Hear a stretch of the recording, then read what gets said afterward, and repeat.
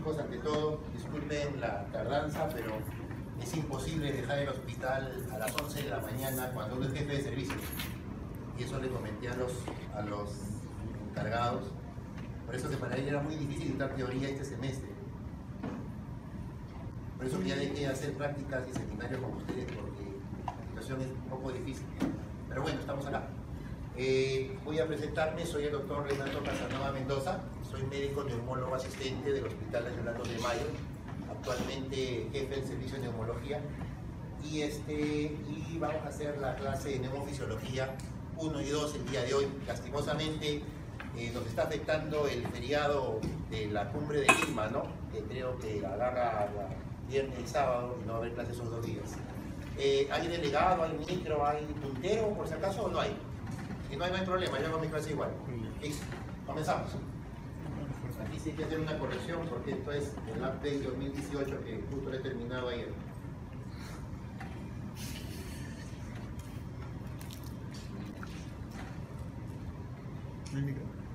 Bueno, entonces, ¿qué vamos a ver en esta primera clase?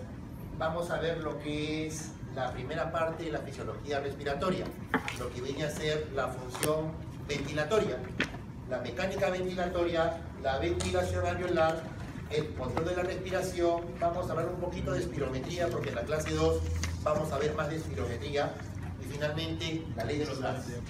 Quiero que sepan que el aparato respiratorio es un órgano o un conjunto de órganos muy complejo.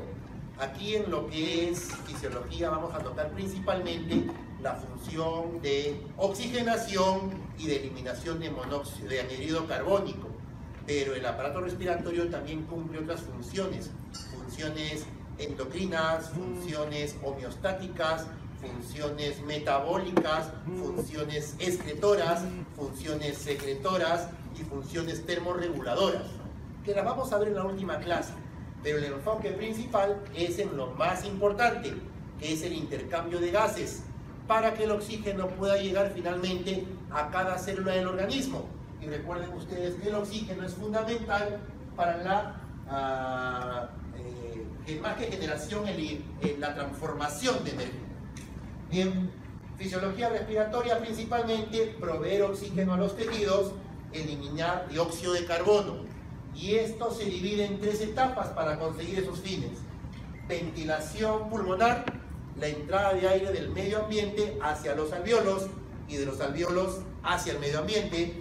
La difusión de gases, la denominada hematosis, el intercambio de gases oxígeno-CO2 a nivel alveolo capilar. Y por último, el transporte de oxígeno, CO2, sangre, célula. Comenzaremos con lo que viene a ser la función ventilatoria, la mecánica ventilatoria. Si ustedes recuerdan, cuando una persona está respirando, el término correcto no es respirar, es ventilar. Si ustedes ven una persona que hace esto, inspira y expira, lo que está haciendo es ventilar. Lo que pasa que ya quedó la costumbre de llamar respirar. El término respirar es un término celular y tiene que ver con intercambio y con transformación energética a nivel mitocondrial. Pero bueno, cuando uno ventila, lo que hace es introducir aire del medio ambiente hacia los pulmones y de los pulmones al medio ambiente. Y para que el aire pueda ingresar y salir de los pulmones se requiere una fuerza, y esa fuerza es la gradiente de presión. Los gases se mueven por gradiente de presión, de mayor presión a menor presión. Por lo tanto, cuando yo inspiro, la presión atmosférica deberá ser mayor a la presión intraalveolar, de tal manera que el gas ingrese. Y cuando yo expiro y boto el aire, la presión intraalveolar deberá ser mayor adentro que la presión atmosférica y el gas se va de mayor a menor. La segunda parte es la difusión gaseosa, el intercambio de gases a nivel de la membrana alveolo-capilar, que también obedece a intercambios de gases por gradiente de presión. Y por último, la perfusión, que es la llegada de sangre oxigenada a todos los tejidos del cuerpo y el llevar el CO2 de los tejidos del cuerpo hacia los alvéolos y de ahí fuera del cuerpo. Esto es lo mismo. ¿Cuáles son los tres procesos de la función respiratoria? Tenemos la ventilación arriba, el intercambio de gases a nivel de la membrana alveolo-capilar y abajo tenemos la perfusión, la llegada de sangre hacia los tejidos llevando oxígeno a estos. Entonces, este es el gran resumen. Ahora, la ventilación se divide en dos fenómenos, la inspiración y la expiración. Inspiración, fenómeno activo. Yo gasto ATPs para inspirar. ¿Y por qué gasto ATPs? Porque necesito que los músculos se contraigan, los músculos inspiratorios. ¿Cuál es el más importante? El diafragma. El diafragma, un músculo a manera de cúpula que está limitando el espacio torácico de la cavidad abdominal. Este músculo, para poder contraerse, utiliza ATPs. Y cuando se contrae este músculo, baja. Y al bajar, aumenta el tamaño de los pulmones, la altura. Pero no solamente el pulmón crece en altura, también crece en diámetro transverso, ¿sí o no? Yo hago y el pecho se hincha. ¿Qué otros músculos favorecen que el pecho se agrande en diámetro transverso? Los músculos intercostales externos. Por lo tanto, ¿cuáles son los dos músculos ventilatorios más importantes? El diafragma y los músculos intercostales externos. El diafragma, cuando se contrae, te brinda aproximadamente el 70% del volumen de aire corriente o volumen tidal. Y si ustedes recuerdan anatomía, el diafragma recibe inervación de los nervios frénicos. Los nervios frénicos parten de las raíces C3, C4 y C5. Tienen que estar estas íntegras. Voy caminando por la calle y Dios no quiere una bala perdida, ¡pa! Lacera una parte de mi cuello, lacera a uno de los nervios frénicos. Entonces el diafragma, que es un solo músculo anatómicamente hablando, pero que son dos músculos funcionalmente hablando, entra en una hemiparálisis, porque he dañado uno de los frénicos, pero todavía trabaja el frénico, en este caso del lado izquierdo. Mi volumen tidal va a sufrir una merma. Si yo sabía que 70% del tidal me lo da el diafragma y ahora he perdido la mitad, habré perdido 35%, quedándome 35% más el 30% que me dan los intercostales, sería 65%. Conclusión, alguna lesión unilateral, es decir, de un solo nervio frénico, no implica la muerte de la persona, todavía me defiendo. Pero si estoy con mi caballito cabalgando y en eso me caigo del caballo y sufro una luxación o fractura atlantoaxoidea a nivel de C1, C2, eso va a comprimir las vértebras y la médula espinal elevada, alta. Ahí sí se dañan raíces de C3, C4 y C5. Y aquí se habría parálisis bilateral de los dos frénicos. El diafragma se paraliza y pierdo bruscamente 70% del tidal. Los 30% que me dan los intercostales no son suficientes. Conclusión, daño bilateral de los dos nervios frénicos implica necesariamente insuficiencia respiratoria ventilatoria. El paciente va a tener que ser sometido a una ventilación mecánica asistida. ¿Bien? Ahora, la inspiración es activa porque se requiere contracción del diafragma e intercostales externos. La expiración, que es botar el aire, es pasiva, porque resulta que los pulmones y la jaula torácica se comportan como una gran liga. Tú agarras una liga, la estiras, gastas energía para estirarla, pero si la sueltas, ¿qué pasa con la liga? Regresa a su sitio, ¿sí o no? Eso es una fuerza llamada elastancia o retroceso elástico.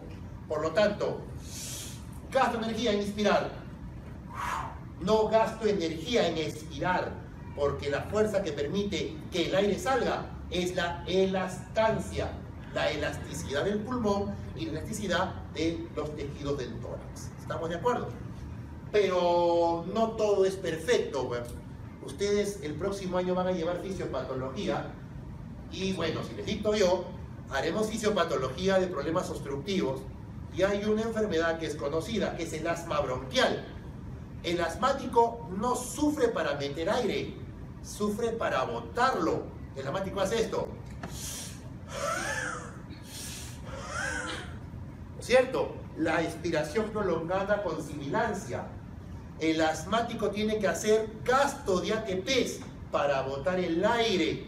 Su fase expiratoria se vuelve activa. Es por eso que el asmático gasta el doble de energía que tú, que no eres asmático, en caminar 20, 30 o 100 metros. ¿Me entienden? Lo agita, lo agota. Aquí está. La inspiración, ingresamos oxígeno, eso es una verdad a medias. No ingresamos oxígeno, ingresamos una mezcla de aire. Esta mezcla de aire tiene 70-80% de nitrógeno, 20 a 21% de oxígeno y 0.1 de otros gases. Y cuando boto el aire, boto dióxido de carbono, CO2, esa es una verdad a medias.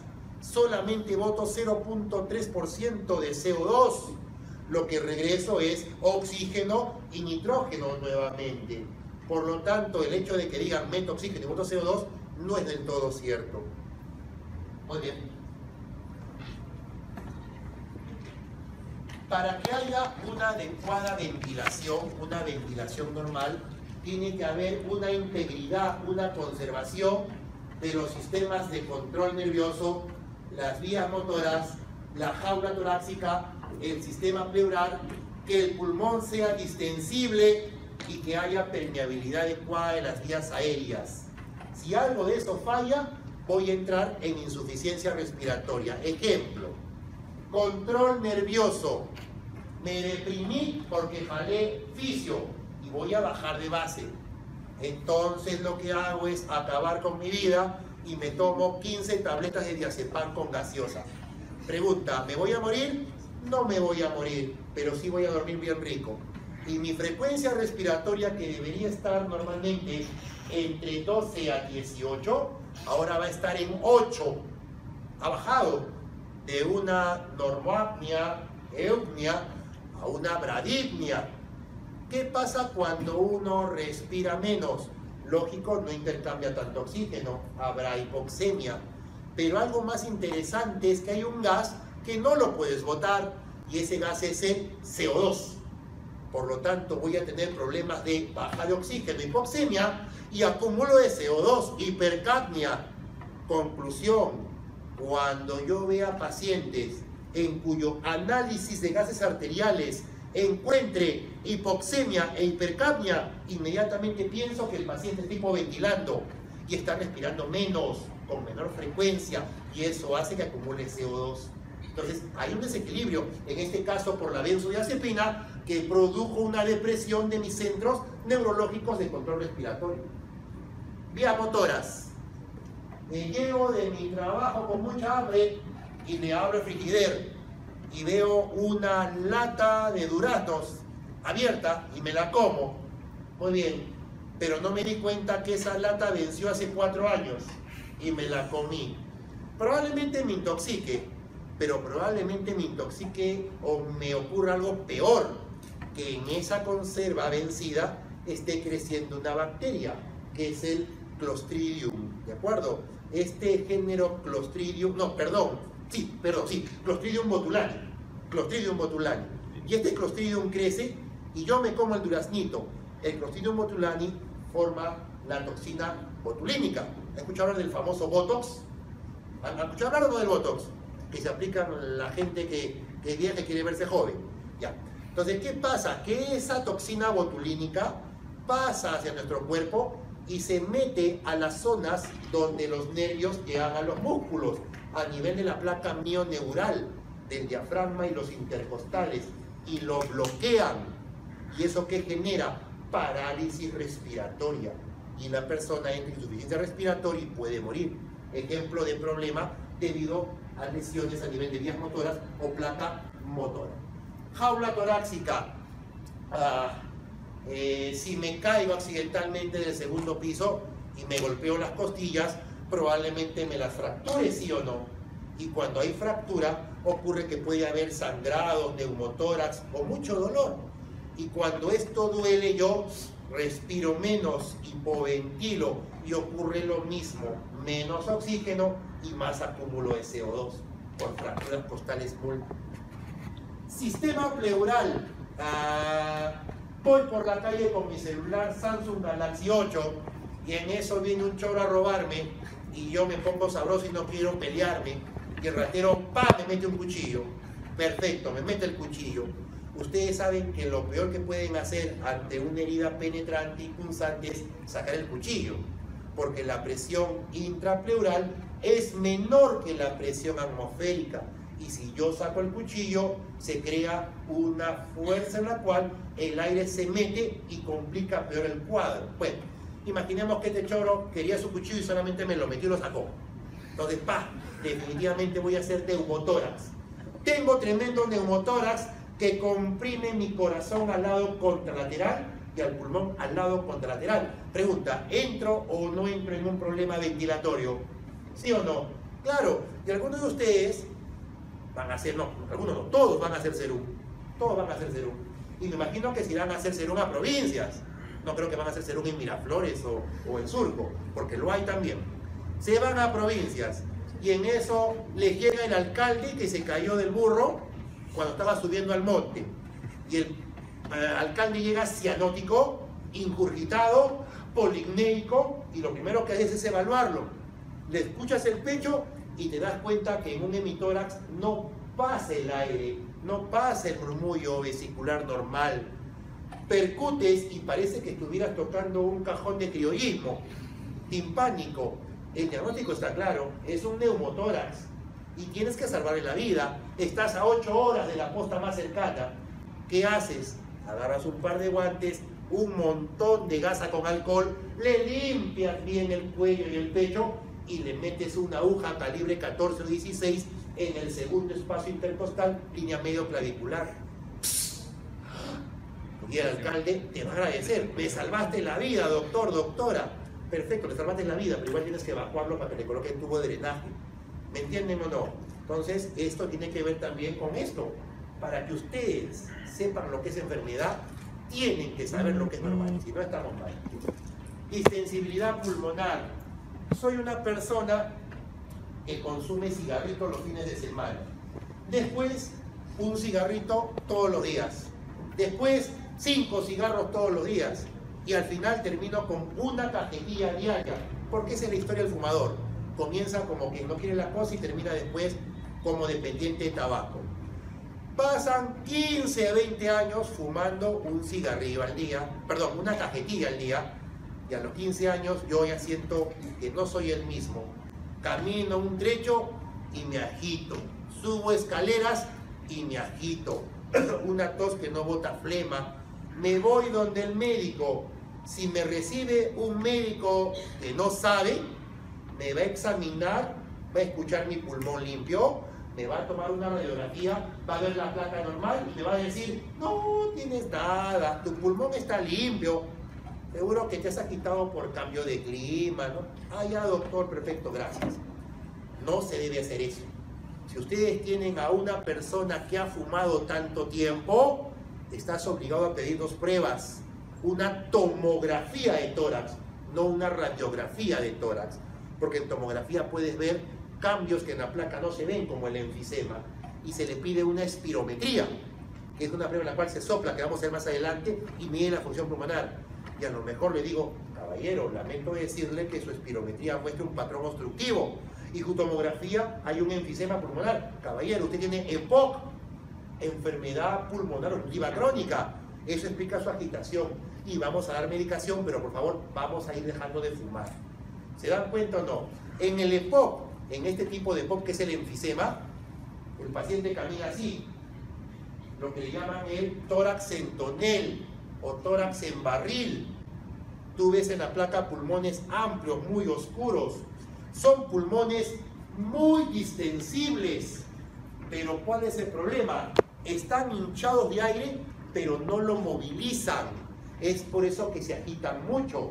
Tú agárrales un fósforo o una velita, pónselos a 15 centímetros y dile que lo apaguen.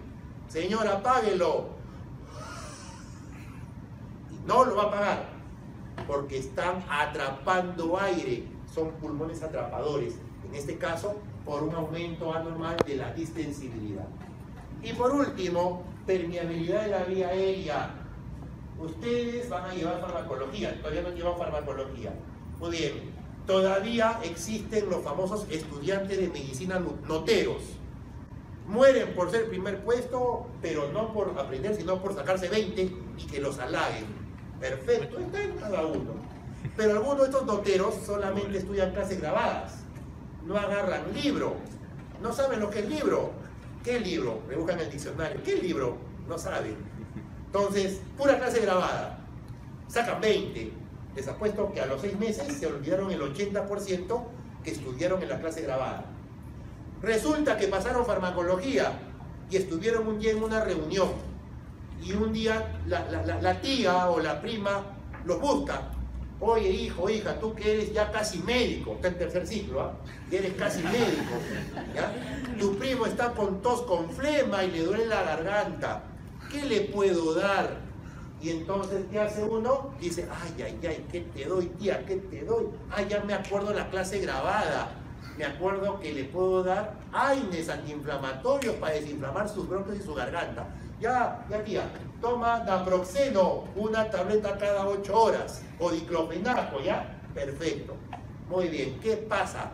Le has dado un medicamento que se llama AINES, antiinflamatorios no esteroideos, y los AINES te desinflaman, pero recordemos que los AINES bloquean la vía de la ciclooxigenasa, inhibiendo la formación de prostaglandinas, pero deja libre las lipoxigenasas, que forman leucotrienos, y los leucotrienos son potentes broncoconstrictores y formadores de moco. Y en 3-4 horas tu pobre primo asmático está hasta el perno y tienen que llevarlo a nebulizar. ¿Me entienden? Se le cerraron las vías aéreas.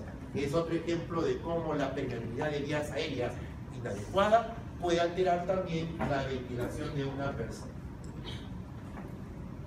Ahora, les decía que para la mecánica ventilatoria es importante que haya una adecuada retracción elástica del tórax y los pulmones, que haya una adecuada resistencia al paso del aire o al flujo en las vías aéreas y que haya resistencia adecuada de fisión a los tejidos.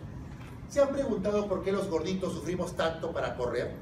Yo también estoy gordo. Los gorditos, sobre todo los gorditos bien gorditos, los mórbidos, ¿por qué cuando corren para subir a la combi o a la esquina a tomar el taxi se agitan? La respuesta es que la cantidad de grasa que tienen infiltra los músculos intercostales y el diafragma ya no se contrae con la misma fuerza. Una explicación. Segunda explicación, cuando un gordito corre es como que ustedes corrieran, pero que se pongan encima 20 chompas de lana. Pónganse 20 chompas de lana e intenten darse una vuelta a la facultad. No lo van a lograr. ¿Por qué? Porque esa grasa actúa como si fuera un caparazón, un fuelle, un corsé, que no le permite al paciente o a la persona ventilar adecuadamente, como que estuviera atrapado. ¿Me entienden o no? Y la tercera explicación es que el tejido graso en exceso forma sustancias hormonales y sustancias químicas. Y hay una sustancia que se llama la leptina. La leptina, cuando se incrementa en los obesos, induce mayor broncoespasmo. Es por eso que los asmáticos se ponen peor cuando están gordos que cuando están flacos. ¿De acuerdo? Entonces, eso es importante para entender estos conceptos. La retracción elástica del tórax. Si hay buena elasticidad, voy a ventilar bien. Que no haya mucha resistencia al flujo. En el asmático el flujo está muy alterado, hay mucha resistencia por el broncoespasmo y por el moco. Y por último, en el caso del gordo con bastante grasa, los tejidos no permiten que el flujo de aire pase adecuadamente porque generan una especie de restricción. La compliance se le llama distensibilidad.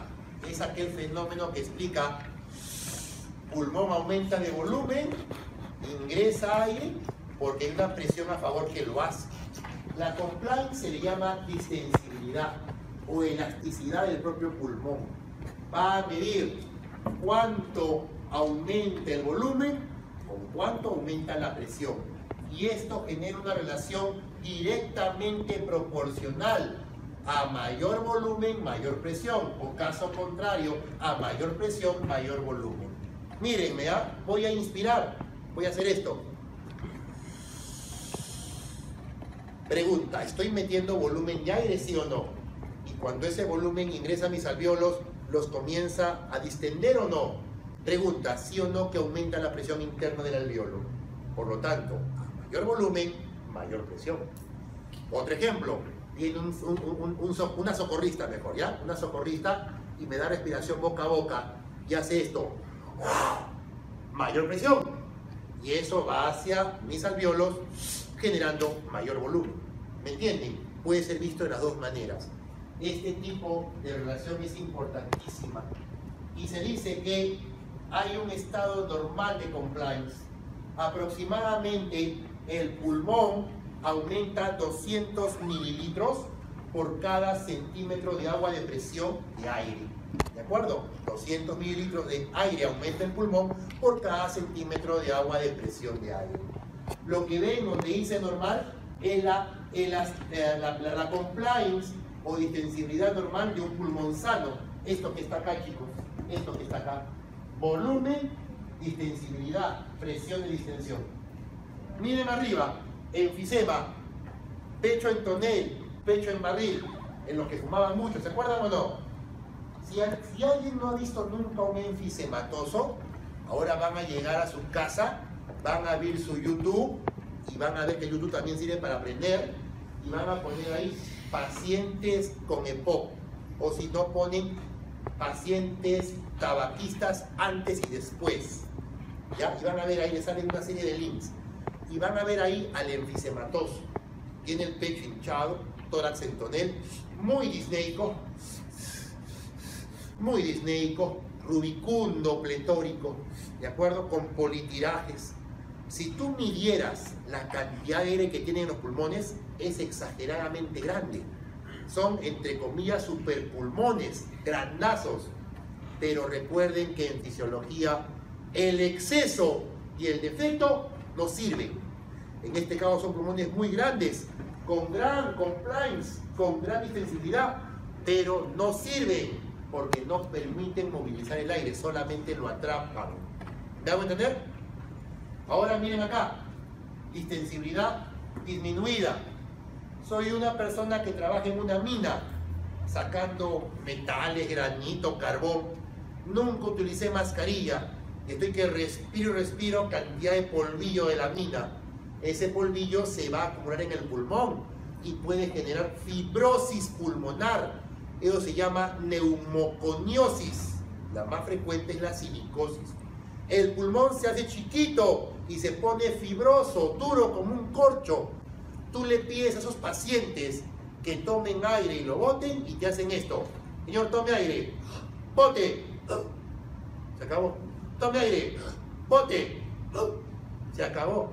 Son pulmones duros, poco distensibles, con compliance disminuida.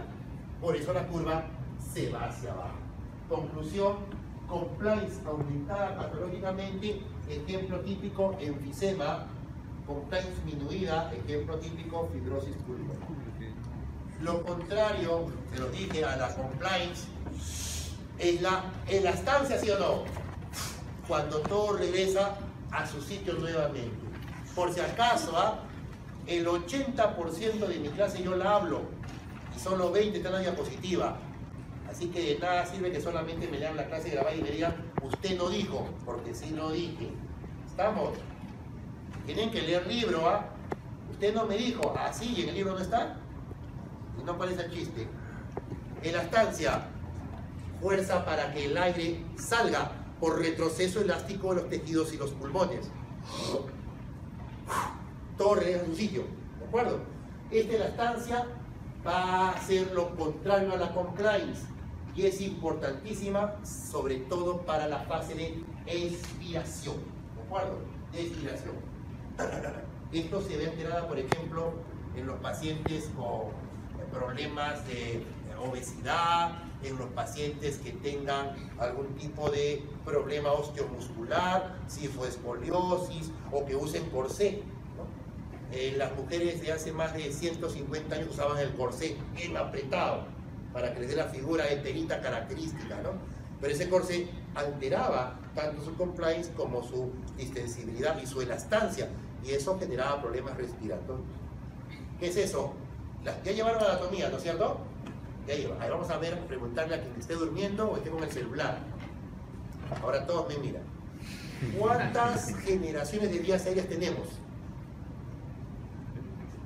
¿Cuántas generaciones de vías aéreas tenemos? La generación inicial, ¿cuál es? La denominada generación cero. ¿Cuál es? La nariz, la faringe, la laringe, la tráquea. La tráquea, la tráquea. De la tráquea se cuenta hasta el alvéolo. ¿Cuántas generaciones hay? Hay 23, muy bien. 23 generaciones, muy bien. ¿De qué generación a qué generación solamente pasa aire? ¿Y de qué generación hasta la final, que es el alvéolo, se intercambia aire? Eso se lo voy a decir. Esto de acá es una broncografía. Lo que se le hizo a esta pobre persona es meterle una sonda hacia la tráquea e inyectarle contraste hidrosoluble, y le tomaban las placas, se veían bonitas, pero a costa de mucho sufrimiento. Esa prueba ya no se hace. Ahora hacemos las broncografías con sistema tomográfico digital. Pero aquí, ¿qué podemos ver? Podemos ver al medio la tráquea arriba, la bifurcación con la carina, los bronquios troncos, tanto derecho como izquierdo, y después las ramificaciones. Si ustedes agarran esta imagen y la voltean, parece un árbol con todas sus ramas, ¿sí o no? Este es el famoso árbol traqueobronquial, que ustedes seguramente han escuchado.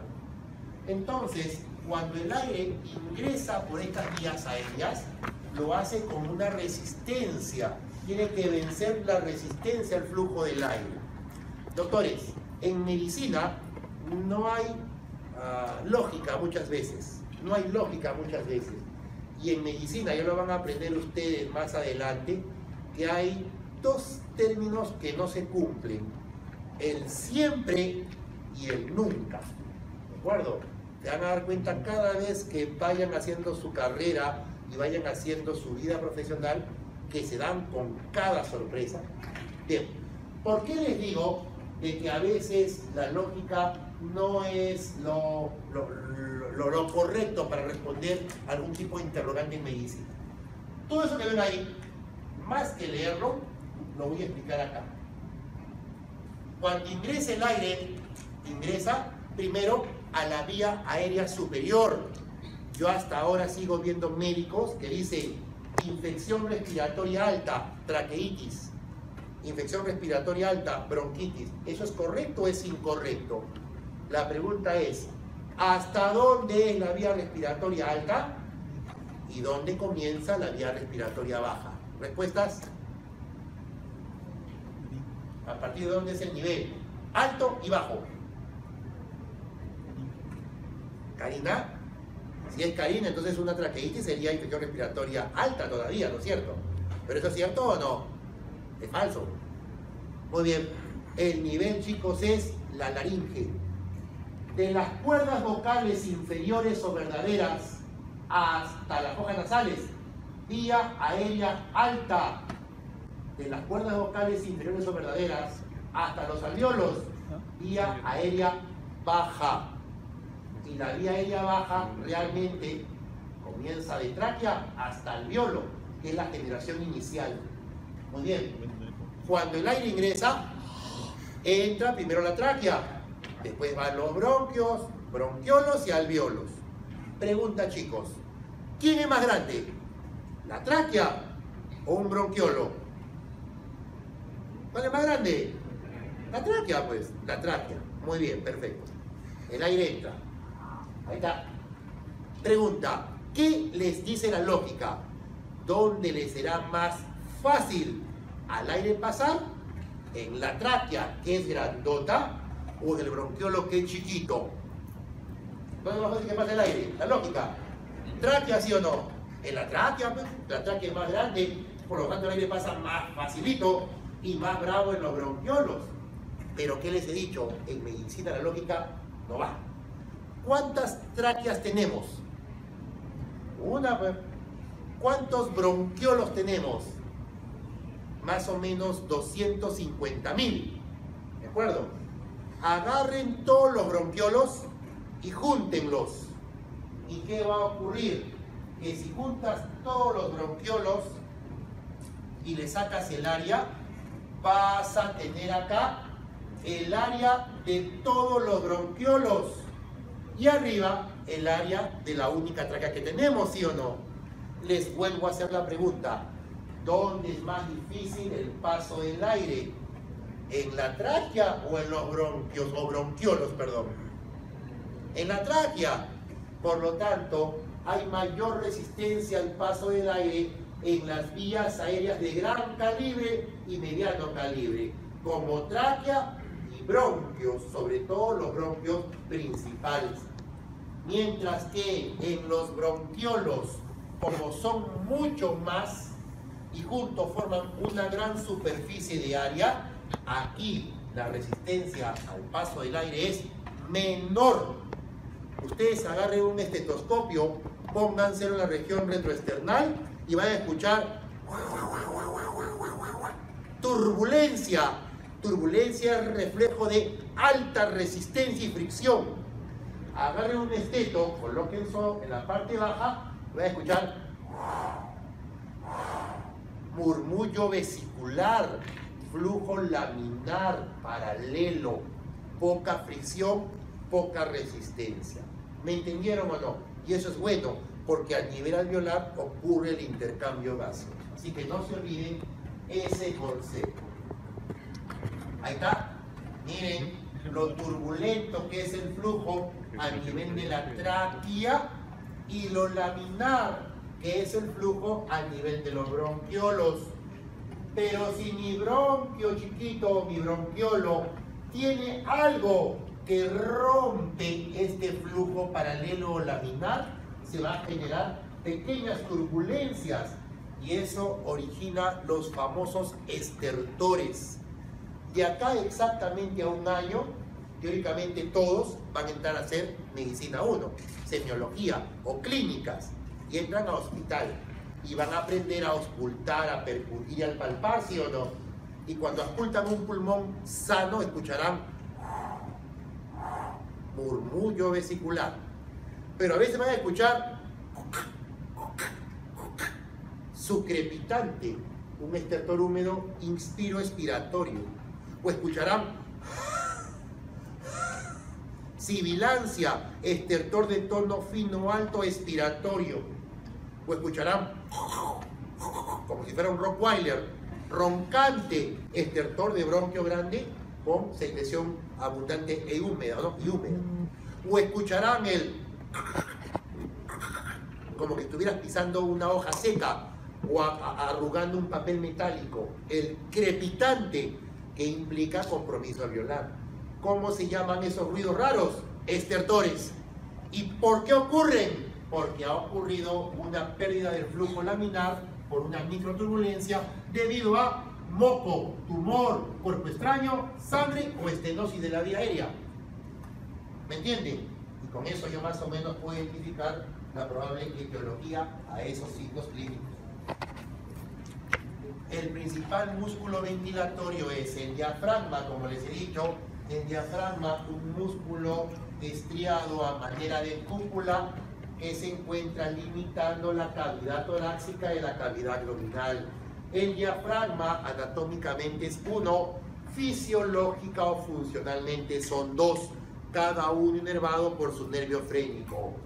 El diafragma no es impermeable, tiene orificios, tiene hiatos y tiene poros. Anatomía. Los orificios o hiatos son el hiato esofágico, el hiato aórtico, el hiato para la vena cava inferior. Pero también tiene dos hiatos virtuales.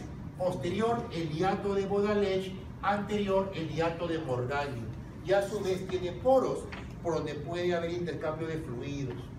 El diafragma, cuando se contrae, baja, y cuando tú botas el aire, regresa a su sitio, ¿de acuerdo? Baja para que aumente la altura de los pulmones, y los intercostales externos se contraen hacia afuera y hacia arriba, llevando los órganos costales hacia afuera y hacia arriba, permitiendo el aumento del diámetro transverso de los pulmones. Bien, el diafragma es el principal músculo inspiratorio, no se olviden, inspiratorio, da 70% del volumen tidal. En segundo lugar tenemos los músculos inspiratorios accesorios. El más importante son los intercostales externos, ya lo acabo de decir. Y le siguen después los serratos, los escalenos y los esternocleidomastoideos. Normalmente yo trabajo con mi diafragma y mis intercostales normalmente. Lo normal. Imaginemos que hago ahorita una carrera, que corro toda una vuelta en la facultad y vengo acá. Voy a venir así. Lo primero que van a ver es que se arruga la piel de mi cuello. En algunos casos se hunde la piel de mis espacios intercostales, entre costilla y costilla, o se hunde la piel de la última costilla. ¿Cómo se llama ese signo? Los tirajes. Los tirajes. Los tirajes o retracciones me están expresando actividad exagerada de los músculos inspiratorios accesorios. Accesorios, ¿de acuerdo? Y eso lo van a ver en los pacientes con disnea. ¿Qué es disnea? Disnea es dificultad respiratoria, ¿de acuerdo? Y hay diferentes grados de disnea. Taquipnea, polignia, ortopnea, bradypnea, trepopnea, hipernea. Y cada una tiene su explicación fisiopatológica. Si van a los de mayo a hacer semiología, ahí nos vamos a ver y ahí van a ver cada tipo. Músculos expiratorios. La expiración es pasiva. Es pasiva, ¿de acuerdo? Pero cuando yo soplo una vela, hago expiración forzada, ¿sí o no? Muy bien. ¿No les ha pasado? Esto es fisiología, chicos, ¿ah? Que cuando, creo que es algo humano, ¡pum! Se le escapó por ahí una flatulencia. ¡Pucha, qué roche! No fue tu culpa. Cuando uno sopla y hace expiración forzada, actúan principalmente los músculos de la prensa abdominal. Y al contraerse, aumenta la presión intraabdominal. Y es frecuente que por ahí se escape algún elemento indeseable. Ahora, recuerden que los músculos de la prensa abdominal no son los únicos que actúan en la expiración. También los hermanos de los intercostales externos. ¿Cuáles son los hermanos? Los intercostales internos. ¿De acuerdo? Los internos tienen función contraria a los externos y participan en la expiración. Ahí está. Un resumen de esto. Para este lado, los músculos inspiratorios accesorios. Para este lado, los músculos expiratorios accesorios. Inspiratorios accesorios, músculos del cuello, los intercostales externos son inspiratorios. Y los músculos accesorios expiratorios, los intercostales internos y los músculos de la prensa abdominal. Por lo tanto, en conclusión, la ventilación se divide en dos procesos, la inspiración y la expiración. Son fenómenos mecánicos. En la inspiración, el diafragma se contrae y baja. Los órganos costales se elevan y se amplían, se abren. Se contraen los músculos intercostales externos. Aumenta el volumen del tórax y por lo tanto entra aire a los pulmones, ¿sí o no? Mientras que en la expiración ocurre lo contrario, el diafragma retorna a su sitio, comprimiendo los pulmones, los intercostales internos, aquí eran externos, aquí internos se contraen, juntando otra vez las costillas. Esto origina que el pulmón pierda volumen y como aumenta la presión interna, el aire finalmente está. Se dice de que la inspiración demora como la inspiración demora como 1 y la expiración demora como 2. Ya, sería así. 1, 1, 2. 1, 1, 2. ¿Me entienden? Relación 1, 2. En el asmático es 1, 3, 1, 4. 1, 3, 4. ¿Se dan cuenta o no? La expiración prolongada. Muy bien. Esto es lo mismo, voy a avanzar. Cuando ingresa el aire a los pulmones, lo hace porque la presión atmosférica es mayor a la presión dentro de los pulmones, dentro del alveolo. Miren acá, chicos. Vemos cómo en esa bolita roja estamos en proceso de inspiración. El aire está entrando a los pulmones. Pregunta, aquí está la presión alveolar, aquí está la presión atmosférica. Observamos que la presión atmosférica es ligeramente más elevada que la alveolar, que la pulmonar. Esta pequeña gradiente es suficiente para que el aire ingrese. Algo importante, la presión dentro de la pleura siempre es menor, tanto a la alveolar como a la atmosférica. Ustedes seguro que les han dicho que la presión en la pleura es negativa, ¿no es cierto? Ya, pero no es que sea menos 0, no, sino que es menor a la que está en el ambiente o en la que está en los alveolos. Yo hago esto.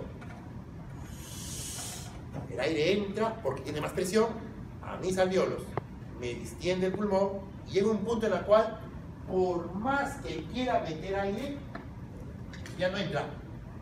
¿Y por qué ya no entra? Porque he logrado el equilibrio. Quiero que entre más, ya no entra. Equilibrio, pues. Aquí hay 760 de presión, aquí hay 760 de presión.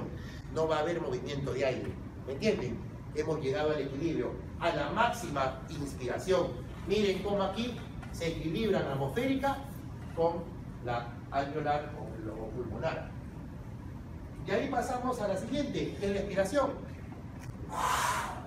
Pregunta, para botar el aire, chicos, ¿dónde debe ser mayor la presión? ¿En el medio ambiente o en el pulmón? Para que salga el aire. ¿En el pulmón, sí o no? ¿En el alveolo? Miren acá, cómo la presión en el pulmón, en el alveolo, está por encima de la presión atmosférica. Poquito nomás, ¿ah?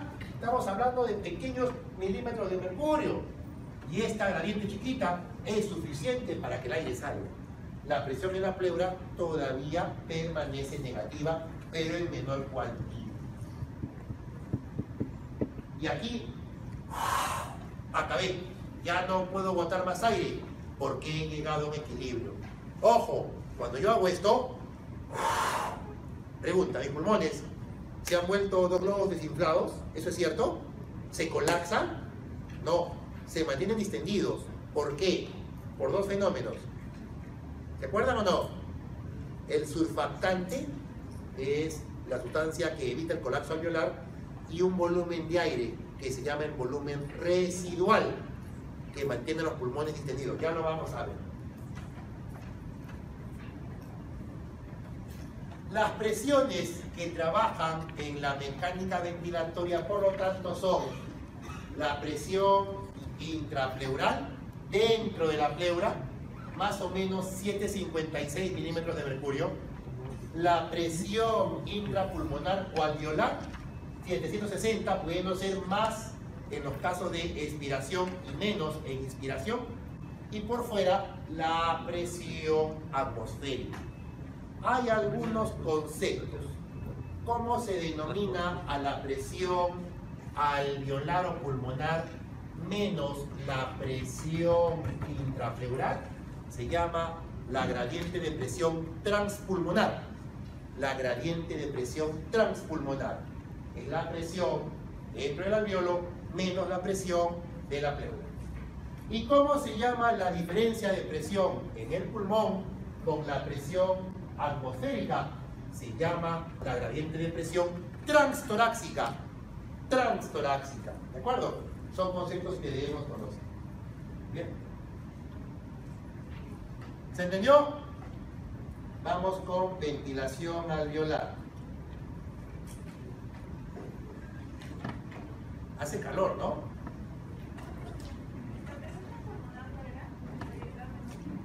La presión transpulmonar es la alveolar o intrapulmonar menos la pleural. Y la transtorácica es la intrapulmonar o alveolar, ¿de acuerdo? La gradiente con la atmosférica. En todo caso, la atmosférica menos la pulmonar, que es menor. Chicos, ¿hace calor? ¿Abro las ventanas o esto es aire acondicionado? Porque siento calor, pero de acuerdo, algunos que ya están medios abotagados. No sé, digo, o hay alguna forma de controlar aquí el aire acondicionado. ¿Sienten ustedes el aire acondicionado? ¿O están frescos y yo estoy sintiendo calor porque soy yo el que está acalorado? ¿Están tranquilos? ¿Sí? Ya, muy bien, seguimos. ¿No? Bien, vamos con dos conceptos. Espacio muerto anatómico, espacio muerto fisiológico, ¿ya? Yo, como ustedes, he sido estudiante de medicina. Yo también he estado sentado, escuchando clases sábados en la tarde, ¿de acuerdo? Cuando pude haber estado en la playa con mis patas. Pero es parte de nuestro misticismo, ¿no? Somos, a mi criterio, una profesión muy importante porque vamos a manejar vidas. Entonces, en ese momento, tenemos que dedicarnos a estudiar. Y bueno, recuerdo que una vez pensaba así, dentro de mi filosofía diaria, decía, ¿cómo es posible que cuando hay un paro cardiorrespiratorio, venga una persona a darme respiración boca a boca y me sople su aire lleno de CO2 y prácticamente no me está dando oxígeno? Entonces, ¿de qué manera me beneficia o de qué manera beneficiamos a una víctima dándole respiración boca a boca? Me preguntaba en aquella época. Bueno, ahora les doy la respuesta. Si yo hago esto, miren, normal, no hago, no, solamente una inspiración normal, y le doy aire a una persona, pregunta, ¿le doy oxígeno o no?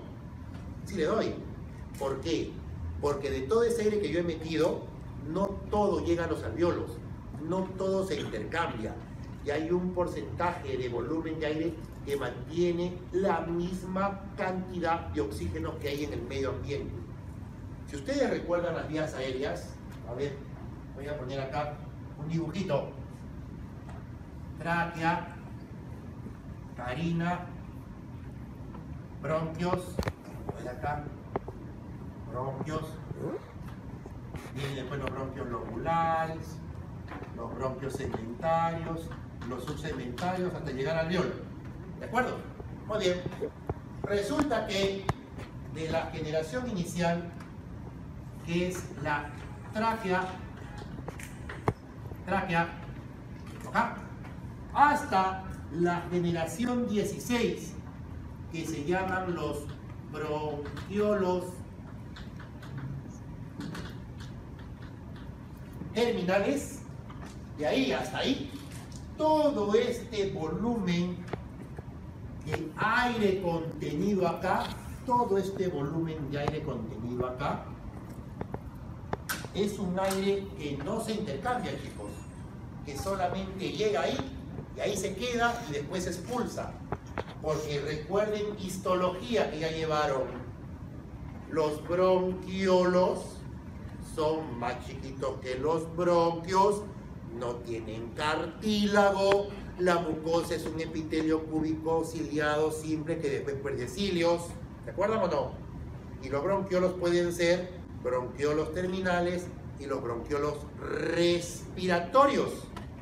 Recuerden que después de los bronquiolos terminales aparecen unos bronquiolos más chiquitos que se llaman los respiratorios, porque ya tienen alvéolos. Por lo tanto, de aquí para el final sí hay intercambio de gases. En conclusión, cuando una persona le sopla aire expirado, le está dando aire que en ningún momento se intercambió con la sangre y sigue manteniendo el 21% de presión de oxígeno. ¿Me entienden? ¿Cómo se llama eso?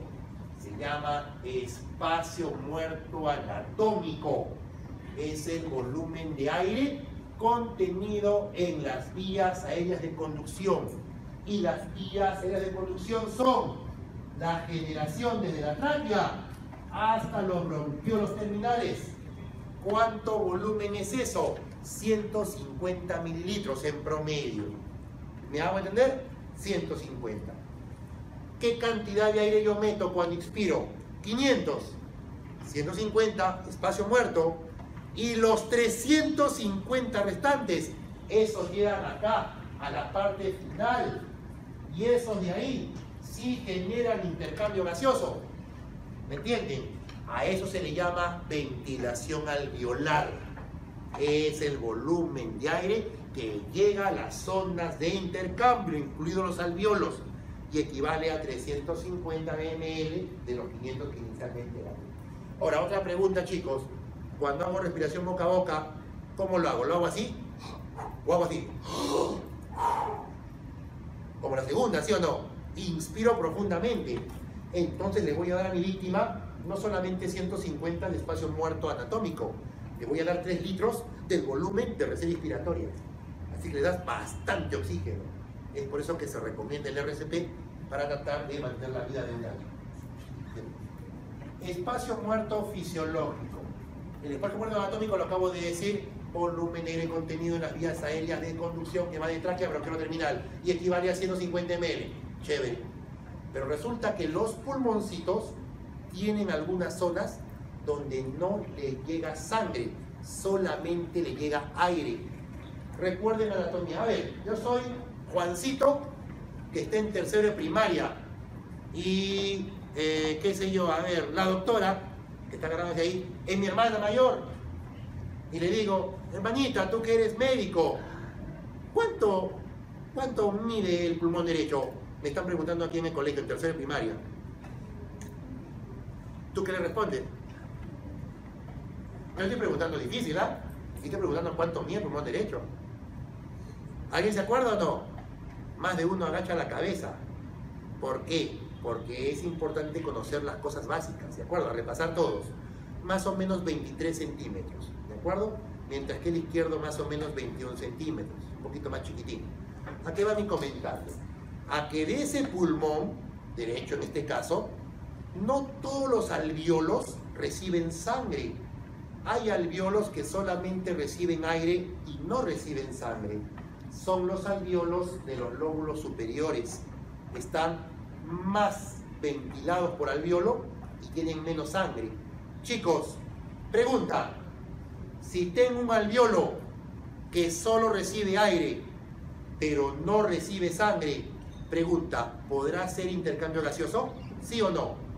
No. Y si no lo puede hacer, pregunta, ¿se comporta como espacio muerto? ¿Sí o no? Sí. Eso es el espacio muerto fisiológico. Es la suma del espacio muerto anatómico más aquellos alvéolos parcialmente funcionales que están ventilados, pero que no están perfundidos. Y es aproximadamente 3 a 5% de la masa de alvéolos en los pulmones. Ahí están las generaciones. La generación 0, tráquea. La generación 16, bronquiolo terminal. De bronquiolo terminal a tráquea, vía aérea de conducción. Solo conduce aire. De aquí para abajo ya aparecen bronquiolos respiratorios, ya hay alvéolos. De bronquiolo respiratorio hasta alvéolo, esta vía intercambia aire, por eso se le llama vía aérea de intercambio. Cuando yo tomo aire, meto medio litro. 150 se encuentran almacenados de la generación 0 a la 16 y 350 de la 17 hasta los alvéolos. Lo que está arriba se llama espacio muerto anatómico. Y si a ese espacio muerto le sumo aquellos alvéolos ventilados pero no perfundidos, habría hallado el espacio muerto fisiológico. ¿Estamos de acuerdo? Otra pregunta inocentona. ¿Cuántos alvéolos tenemos? ¿Cuántos alvéolos tienen los pulmones de un adulto promedio? Los dos. La suma de los dos. Muy bien. 300 millones. 300 millones. ¿De acuerdo? Cada pulmón más o menos contiene 150 millones, ¿no? Quizás un poquito más, menos el izquierdo y un poquito más el derecho. Pero es lo que tenemos. Ahí están los alvéolos. Y lógicamente el objetivo final es, si ya son las 2 ya, ¿hasta qué hora es la clase? ¿Hasta las 5? 4. Hasta las 4. Hasta las 3 va a ser ahora, ¿ya? Porque ahí tengo que ir a cocinar. alveolo y capilar. Membrana alveolo capilar. La separación no es una telita, es un conjunto de estructuras laminares. Recuerden histología, chicos. Una pena que no haya puntero. Para la próxima puntero, ¿ah? Ven aquí, donde llego acá, ahí. Surfactante. Surfactante. Más abajito, aquí en rosadito, endotelio alveolar. Es los neumoquitos tipo 1 principalmente. Membrana basal alveolar. El intersticio que apenas se puede ver. La membrana basal capilar. El endotelio capilar. El plasma sanguíneo y la pared del glóbulo rojo. Todo eso que les he contado son las capas que conforman la barrera o membrana alveolo capilar, chicos, no se olviden. Y son todas las capas que van a ser atravesadas por el oxígeno y por el CO2. Yo recuerdo esto cuando llevaba pregrado en mi universidad. Y cuando lo vi, pucha, parecía una clase un poquito, no sé, media rara, porque era complicada. Es bien sencilla, chicos. A, alveolo A. B, alveolo B. Y aquí abajito el alveolo A tiene su capilar y el B su capilar. Esto es netamente referencial y didáctico. Porque recuerden que en la vida real, por cada alveolo hay 30, 50 capilares. No se olviden. Y algo más. Los alveolos no son redondos, los alveolos son poligonales. ¿Cuánto mide un alveolo? Más o menos 300 micras aproximadamente, ¿de acuerdo? Bien, entonces, para fin docente, por cada alveolo hay un conjunto de capilares que lo perfunden. A partir de ahora, muchachos, a lo que es ventilación alveolar, le vamos a llamar V, llave chica. Y a lo que es perfusión le vamos a llamar Q. Por lo tanto, V entre Q, ventilación entre perfusión. Si esa relación me sale 1, es la relación BQ perfecta. Tantos alveolos ventilados como perfundidos hay. ¿Me entienden? A ver si no... o si me han entendido. ¿Qué pasa si mi relación me sale mayor de 1? ¿Qué pueden deducir? Que tenemos alveolos que están más ventilados que perfundidos, ¿o no? Porque ha disminuido el denominador y eso ha aumentado el cociente, ¿sí o no? Muy bien, ¿en qué enfermedades puede haber más ventilación y menor perfusión? Piensen, no es necesario que lo sepan, pero quiero que conmigo muevan las neuronas. Por ahí. En fibrosis, puede ser, pero hay una que es ya no ya. Les doy el ejemplo. Me voy a altura. Puede ser, pero no es el ejemplo clásico. No se preocupen, les doy el ejemplo. Me voy a Cancún la otra semana. Es un decir, no bueno fuera. Me voy a Cancún la próxima semana. Y no quiero irme con este cuerpo, pues todo, no muy formado. Y allá pues los chicos están rechos, las chicas son guapas.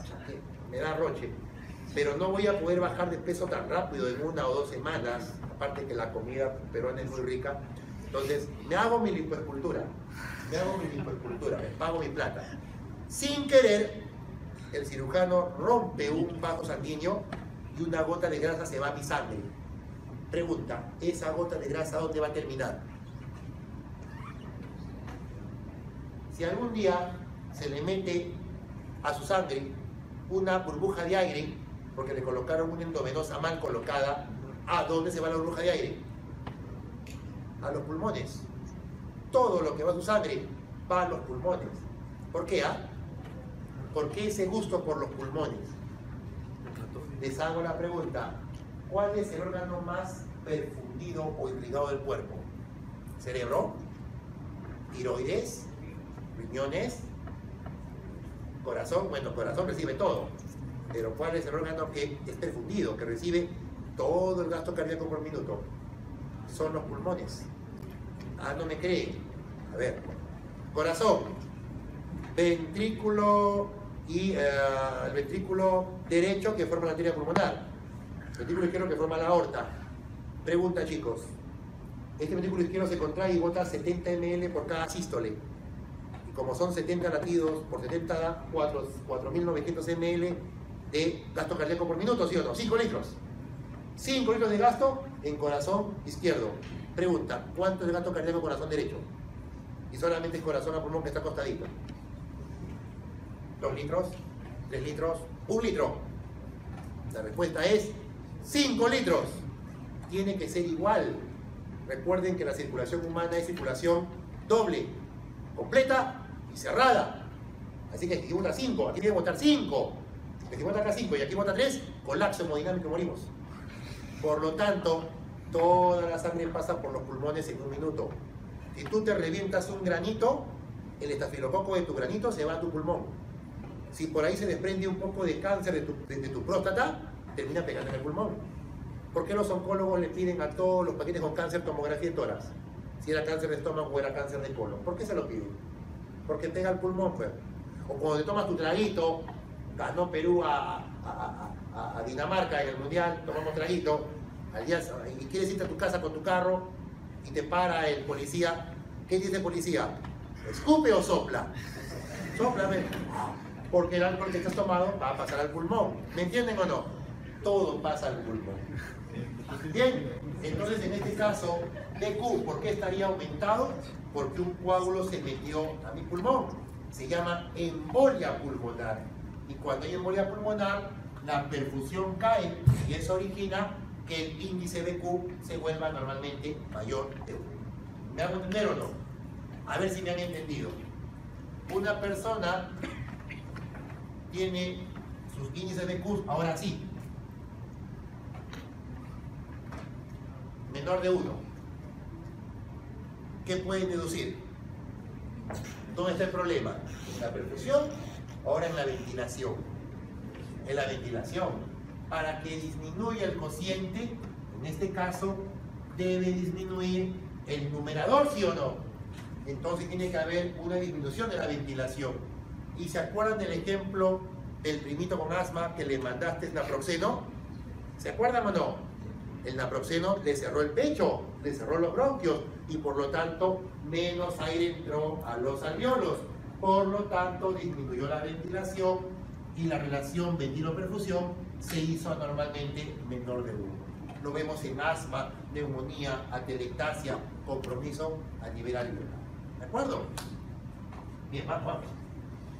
Ahora, en una persona que está de pie, así como yo ahorita, los pulmones se pueden dividir funcionalmente en 3 tercios. Tercio superior, tercio medio, tercio inferior. Tercio superior le llaman la zona 1 de West. Zona 1 de West. Ahí está, West. ¿Por qué? Porque fue un doctor llamado West quien descubrió esta situación. A la zona medial se le llama zona 2 de West y a la zona basal la zona 3 de West. Perfecto. ¿Qué pasa, chicos? Miren arriba. Vemos alvéolos hinchados. Lo que ven como redondito es el alvéolo, ¿de acuerdo? Y lo que ven al medio es el capilar. ¿Qué observan arriba? Que el capilar está colapsado. ¿Por qué? Porque a nivel de los lóbulos superiores, por cada unidad alveolar, cada alvéolo está bien hinchado de aire y esa presión colapsa los vasos capilares. Pregunta, chicos, ¿sí o no que sería un alvéolo ventilado pero no perfundido o no? Es justamente esa zona la que contribuye al espacio muerto fisiológico que les comenté, los ápices. Vámonos a la zona 2. En la zona 2 está el alvéolo ventilado, gordito. Pero vemos el capilar, aquí ya se está viendo. Ya se ve el capilar que se está abriendo un poquito. Resulta, chicos, que el capilar tiene 2 extremos. El extremo venoso y el extremo arterial y el extremo venoso. Primero es arterial y después venoso. ¿De acuerdo? Muy bien. En esta primera zona observamos cómo la presión del alvéolo está todavía por encima de la arterial o del capilar arterial y este capilar arterial está por encima del capilar o extremo venoso.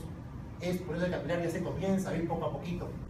Aquí la relación ventilo-perfusión, como es casi equivalente, es prácticamente igual a 1. La relación perfecta. Y acá abajito, ¿qué vemos? Un alveolo bien ventilado. Miren el capilar, hinchado, ¿sí o no? Es decir, tiene un montón de sangre.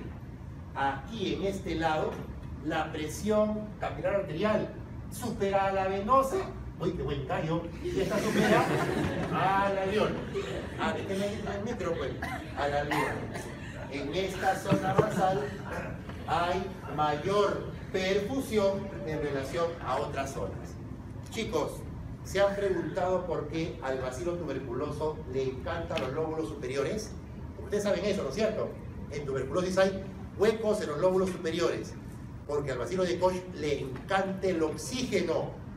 Y de estas 3 regiones, la primera que está arriba es la zona en donde hay más oxígeno a nivel de cada alveolito. ¿Me entienden? Por eso le encanta ahí.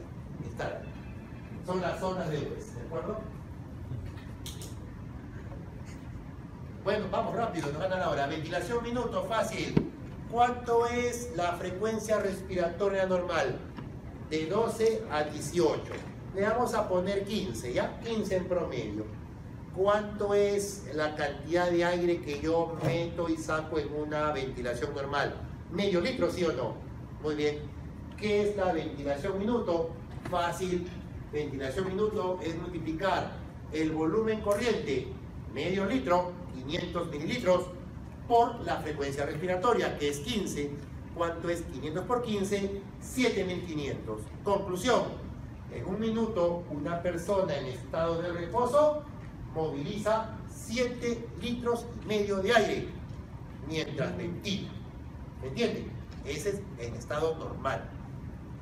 Pregunta, chicos, de esos 7.5 litros, ¿llegan al alveolo? No. Ya sabemos que al alveolo llegan 350 de los 500 que entraban, ¿sí o no?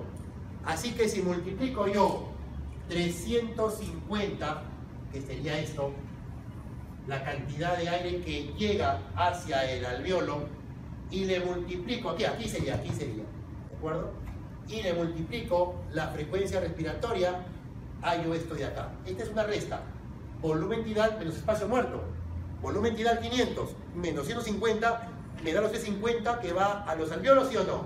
Ya para eso lo multiplico por 15 y me sale 5 litros 250. Conclusión, de los 7 litros y medio que una persona ventila normalmente, aproximadamente 5 litros 300 realmente hacen intercambio gaseoso. El resto se va de paseo, entra y sale. ¿Me entienden? El primero es ventilación minuto y la segunda es ventilación alveolar. Capacidad de cierre. Voy a hacer esto, ¿ah? Pregunta, ¿por qué ya no sale más aire? ¿No se han preguntado? ¿Por qué el volumen residual se queda adentro? Debería salir. ¿Por qué se queda adentro? ¿O es que hay una valvulita que se tapa cuando ya no hay más forma de botarlo? Bien, la respuesta es la siguiente. Miren, ¿ah? Miren acá, miren mi mano. Este es mis bronquios chiquitos, ¿ya? ¿Qué pasó con mi bronquio chiquito? Otra vez, para los que no vieron, ¿ya? Miren mi bronquio. Aquí está, tiene el calibre. ¿Qué pasó? Se cerró. Y es por eso que ya no puedo botar aire y quede volumen residual. La capacidad para que estos bronquios pequeños se cierren al momento de la inspiración forzada o la expiración se llama capacidad de cierre. Y era responsable de que no perdamos todo el aire de nuestro cuerpo, de nuestros pulmones, que sería contraproducente. Volumen al cual las vías respiratorias pequeñas comienzan a cerrarse en las partes del declive durante la expiración. ¿Perfecto? Y este cuadrito es un resumen de lo que estamos hablando, ¿no? En las APES, lóbulos superiores, encontramos que la ventilación tiene determinado digamos así, índice comparado con la ventilación en las bases es mayor. Doctor, pero me está mareando, doctor. Usted me ha dicho que aquí arriba hay más ventilación que abajo. Sí, Arriba hay más ventilación que abajo. Pero pregunta, chicos, ¿dónde hay más alvéolos? ¿Arriba o abajo? Miren, miren. ¿Arriba el cachito o en todo este pedazote? ¿Dónde hay más alvéolos? ¿Abajo? ¿Sí o no? Entonces recuerden esto. Arriba en las apes, los alvéolos que están más ventilados por alvéolo. Pero si juntamos todos los alvéolos, la parte de abajo está más ventilada porque hay mucho más alvéolo. ¿Me entienden o no? ¿Me entendieron? Ya. Lo repito, ¿ya? A ver, ejemplo, ya. Gente que vive en La Molina, ¿ya? En La Molina, ¿ok? Y vive, imaginemos, ingreso per cápita de la gente de La Molina, 8.000 soles al mes. ¿De acuerdo? ¿De acuerdo? Imaginemos. Ya. Y aquí abajo voy a poner un distrito X, San Juan del Lurigancho. Ingreso promedio, pongámosle 4.000 al mes. La gran pregunta es, ¿dónde hay más ingresos en el total? ¿En La Molina o en San Juan del Lurigancho? La respuesta es en San Juan del Lurigancho. ¿Por qué? ¿Dónde hay más gente? ¿Dónde hay más gente? Casi 10 veces más que La Molina, ¿no es cierto? Si sumas todo, hay más cantidad de ingresos en general, en todos los que viven en San Juan del Lurigancho, mientras que aquí arribita son poquitos. ¿Me entendieron el ejemplo? Quiere decir que por alvéolo, más ventilados, pero hay poco alvéolo. Pero aquí son un montón de alvéolos menos ventilados, pero por suma te dan un coeficiente de ventilación mucho mayor. Listo. Perfusión. Arriba, muy bajito. Les comenté, chicos, en las ápices prácticamente los alvéolos no reciben sangre, se comportan como espacio muerto. Mientras que abajo el índice de perfusión es mucho mayor. Aquí llega una mayor cantidad de sangre. Yo soy neumólogo, también soy broncofibroscopista.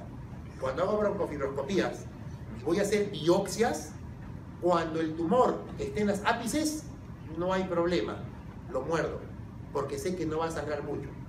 Cuando el tumor está en las bases, me persigno y me encomiendo a Dios, porque sé que va a sangrar por esta fisiología. ¿Me entienden? Abajo es mucho más perfundido, recibe más sangre en los pulmones. Vamos, chicos, vamos. Ya para acabar, ya viene la parte más fácil, control de la respiración. ¿Dónde se controla la respiración?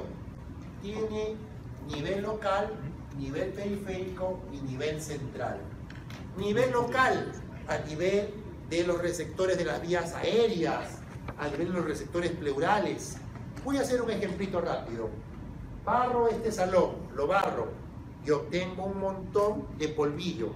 Este polvillo de acá, de las alfombras, por más que esté aspirada aparentemente, está lleno de ácaros, caspa corporal, pelos, excretas de ratones y cucarachas. Es lo normal. Agarro ese polvillo y mala gente hago esto para que lo respire. De seguro aquí más de uno es asmático y va a ser espasmo bronquial, ¿sí o no? Pregunta, ¿cuál es la explicación? Resulta que uno respira ese polvillo rico en elementos antigénicos y orgánicos y van a llegar sobre receptores de la mucosa respiratoria, de tráquea y bronquios, sobre todo receptores a ver, déjalo, esperamos. ¿Tienes el micro? Ya, gracias. Entonces, ese polvillo llega a la vía aérea, ¿de acuerdo? Y va a actuar sobre receptores de la mucosa, se llaman receptores colinérgicos. Y estos receptores colinérgicos, al actuar, generan broncoespasmo, mayor secreción de moco y por lo tanto dificultad respiratoria, ¿me entienden? Y se le cierra el pecho al asmático y el asmático va a hacer. ¿Qué hace el asmático para mejorar? Gracias, Tomás, gracias. ¿Qué hace el asmático para poder mejorar su respiración? Agarra su mochilita y saca el famoso salbutamol, ¿se acuerdan o no? Y se inhala. ¿Qué es el salbutamol? Es una sustancia adrenérgica, beta 2 agonista, va a los receptores adrenérgicos de la mucosa, que son de acción contraria a los colinérgicos. generando todo lo contrario: broncodilatación, vasoconstricción y menor formación de flema, y el paciente se siente mejor. ¿Me entienden o no? Lo que les acabo de dar es cómo actúan receptores de mucosa respiratoria como parte de los centros de control local, receptores colinérgicos, adrenérgicos.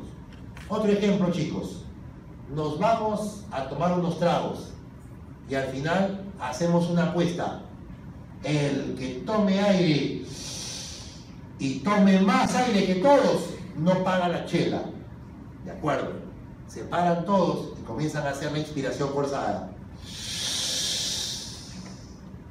No quiero parar, no quiero parar. Y no entra más aire. ¿Por qué no entra más aire? Explicación 1, equilibrio de presiones, lo dijimos. Explicación 2, en el tejido pulmonar hay receptores de distensión que captan cuando el pulmón se comienza a estirar, y al contrario, no van a permitir que el pulmón se siga hinchando de aire, porque puede pensar el cuerpo que va a reventar el pulmón. Entonces esos receptores se estiran tanto que mandan información a los centros bulboprotuberanciales y le dicen: oye, tronco, ya no ventiles porque el pulmón va a explotar. Y uno deja de meter aire, deja de inspirar. ¿Cómo se llama ese fenómeno? Se llama el reflejo de Herin-Brewer, con H. Herin-Brewer. Es un reflejo protectivo que evita la sobredistensión pulmonar. Herin-Brewer. Chicos, ¿alguna vez se han, sin querer, aspirado un pequeño granito de arroz? Comiendo su arroz con pollo, su chaufa, ¿sí o no? Y cuando eso ha ocurrido, ¿qué ha ocurrido? ¿Qué pasó? Se te ve el alma por la tráquea, ¿no es cierto? Porque buscas expectorar el cuerpo extraño. Receptores de irritación de la mucosa respiratoria. Todo lo que les he dicho es control local. Control local. Vamos ahora a ver control periférico. Ahí está lo que les dije: el reflejo de Herin-Brewer, reflejo de distensión, receptores de irritación laríngea, traqueal y bronquial, receptores del dolor. Recuerden que a nivel del pecho duele del pulmón, la pleura parietal, los bronquios y los vasos sanguíneos. El tejido pulmonar no duele. No se olvide, eso es bueno y eso es malo a la vez. Ya vamos a ver en su momento porque aquí está las fibras parasimpáticas por accionar colinérgico, que generan broncoespasmo, hipersecreción y vasodilatación cuando se me cierra el pecho por respirar polvo de un ambiente cerrado. Y lo contrario, cuando uso yo mi salbutamol, estimulo receptores adrenérgicos, beta-2 agonistas, que me abren el pecho y me permiten respirar mejor. Bien, chicos, ¿para qué aprendo oficio? Ahorita, ¿cuántos somos acá? Yo creo que no llegamos ni a 70. ¿La promoción cuántos son? 400. Y hay ahorita 230 alumnos que están en la IAPLA. Están en su derecho, pero ojalá nunca tengan en sus manos. Pero ¿qué va a pasar? Que ustedes algún día van a ser médicos y algún día van a estar en un centro de salud, en un hospital, y les va a llegar el siguiente caso: viejito agitado con sus hijas. Las hijas le van a decir: doctora, doctor, mi papito se ha puesto mal, se está agitando mucho. Ah, caramba. Sacas tu pulso oxímetro, un dispositivo que ahora muchos no tenemos, lo colocas en el dedo del paciente y vemos que satura, pongámosle, 80%. Yo voy a aprender en estas clases que se vienen que toda saturación por debajo de 90 traduce una presión parcial de oxígeno de 60 para abajo. Eso se llama insuficiencia respiratoria. Así que ese viejito está en insuficiencia respiratoria y teóricamente se puede morir. Agarro yo y mando colocarle oxígeno y le digo a mi enfermera: licenciada, colócame por favor una máscara con reservorio a 15 litros por minuto. ¡Pah! Perfecto. A los 15 minutos regreso, le pongo el pulsoxímetro al viejito y satura 98%. Se normalizó. Entonces yo creo que he hecho bien, he actuado bien. Perfecto, pasa una hora y viene la hora de entrega de cambio de guardia, ¿ya? Vienen el R1, el R2, el R3, el fellow, el asistente, los estudiantes y tus internitos. Estás ahí. Muy bien. Paciente varón de 85 años, procedente de Huancay. Doctora, aguanta el coche. Mira tu paciente. Muerto. ¿Qué pasó? Llegó muy mal, ya no había nada que hacer. ¿Qué pasó? ¿Dónde está el error del médico? ¿Sí? Exacto. Le has metido oxígeno de bruces. Muy bueno. Otra cosa es preguntar cuánto tiempo tenía esa persona con esa agitación. Y las hijas te hubieran dicho, doctor, esto lo tiene hace 3 años. Mi papito sufre de fibrosis pulmonar, pero se ha puesto peor los últimos 2 días. Ajá. ¿Qué significa? Que esa persona estaba acostumbrada a vivir con poco oxígeno. Tú sin querer le has metido mucho oxígeno y ese mucho oxígeno es captado por los quimiorreceptores, principalmente los periféricos. Los quimiorreceptores periféricos se encuentran a nivel de los vasos sanguíneos, en este caso a nivel del callado aórtico, quimiorreceptores aórticos, o a nivel de la bifurcación de las carótidas, quimiorreceptores carotídeos. Estos quimiorreceptores captan los cambios sanguíneos de pH, CO2 y de oxígeno. Al dar mucho oxígeno, estos quimios que dijeron, vaya, hay un montón de oxígeno. Sí, pasan el dato al tronco y le mandan información a la protuberancia del bulbo. Ahí están los quimiorreceptores. Información a la protuberancia del bulbo. Oh, bulbo, oh, protuberancia, ya no ventiles, ya no respires, porque tengo un montón de oxígeno en la sangre. Y el tronco te hace caso. Ya, chévere, se apagó. Y el paciente, apnea, no respiratorio, posteriormente muerte. ¿Me entendieron? Porque era un paciente que estaba acostumbrado a poco oxígeno. ¿Qué hubieran hecho? Le hubieran colocado una sondita, una cánula binasal a 3-4 litros, con que sature 90-91, felices todos. Y el viejito seguía con nosotros. ¿Me entendieron o no? Es muy importante determinar la cronicidad. Ustedes no son chicos con enfermedades crónicas, son chicos sanos. En las personas con enfermedades crónicas, EPOC, fibrosis, falla cardíaca crónica, el principal estímulo ventilatorio es la hipoxemia. ¿De acuerdo? Pero ustedes que son sanos, hacemos lo siguiente. ¿Tu compañero ha fallecido? Ya, hacemos lo siguiente. Tomen aire. Aguántenlo. Y van a estar así. Y al cabo de unos segundos, ¿cuál es esa fuerza que te hace inspirar de manera desesperada cuando tú aguantas la respiración? ¿Cuál es esa molécula que hace que el paciente se espere por ventilar cuando sostiene la respiración? Exacto, es el CO2.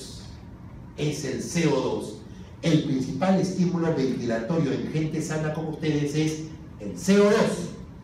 El principal estímulo ventilatorio en gente con problemas crónicos cardiopulmonares es el oxígeno, la hipoxemia. No se olviden, ¿no? Eso les queda para toda la vida. Y por último, los centros de control encefálico de la respiración, tenemos a nivel del bulbo la protuberancia. Si Dios no quiera, chicos, son los ejemplos que yo los hago para que les quede, ¿de acuerdo? Si alguna vez les cae algo en la cabeza, un traumatismo, una hemorragia, una isquemia en el cerebro, es probable que no mueran, pero van a quedar con secuelas neurológicas. Pero si algo le ocurre a su tronco encefálico, traumatismo, infarto, hemorragia, es probable que mueran. Porque recuerden que en el tronco encefálico están los centros de control cardiorrespiratorio. En la parte respiratoria, en el bulbo, núcleos ventrales, dorsales, en la protuberancia, apnéustico y neumotáxicos. Son los centros de control de la respiración. Nerviosos. Ahora, ¿ahí acaba todo? Teóricamente no. Faltó uno más que no lo coloqué. ¿Cuál es el ya no ya? El que comanda todo. ¿Saben cuál es? La corteza cerebral. ¿De acuerdo? algún día van a llegar tarde a su examen. Van a llegar tarde, como me ha pasado el día viniendo a la clase, un tráfico terrible. Y van a correr, y el examen ya arrancó. Y el doctor te va a decir, no, lo siento alumno, espera afuera. Y es tu suplicatorio, es de tu sustitutorio, viene suplicatorio, ¿no? Es tu suplicatorio. Y no lo puedes fallar, que no mueres. Y tú, doctor, por favor, tengo una oportunidad, doctor, yo soy asmático y he hecho lo posible por venir. Pobrecito, ya, siéntate, tómate el examen. Ya saben que soy asmático. Y no, que ha sido bastante criollo, está bien, perfecto, esta habilidad. Es cierto, has hecho control voluntario a nivel cortical. Tú con la corteza es lo que te da la gana. Hiperventilas, hipoventilas, no ventilas, porque es el final del control. Bien, les comenté, la pleura parietal duele, la visceral no duele, pero cuando tú la irritas genera tos.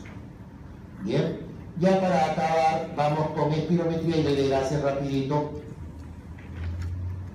Esta es la clase más larga de todas, les diré. Esta es la clase más difícil, las otras son más sencillitas.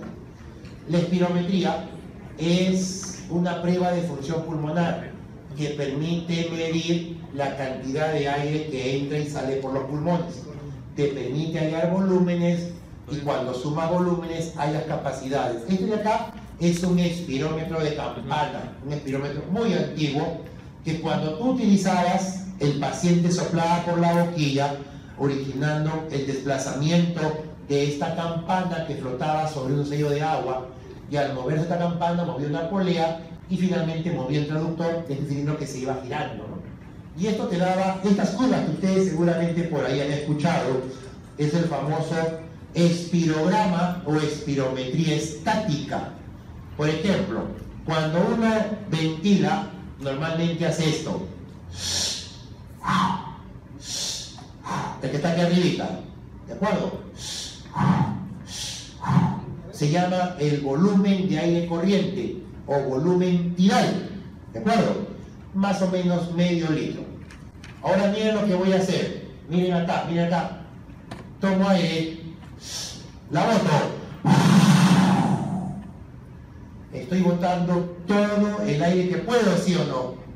Eso se llama volumen de reserva expiratoria. Y más o menos mide 2 litros a 2 litros y medio. 2000 a 2500 mililitros. Ahora miren acá. Respiro.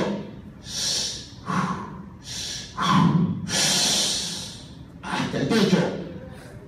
Lo que he hallado es el volumen de reserva inspiratorio. ¿Me entienden? Y es más o menos 3 litros a 3 litros 200. Eso es todo lo que puedo hallar.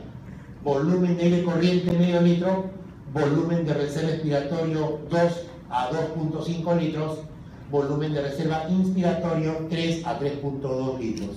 Bien, la suma de volúmenes me da capacidades. Así que comenzamos a jugar.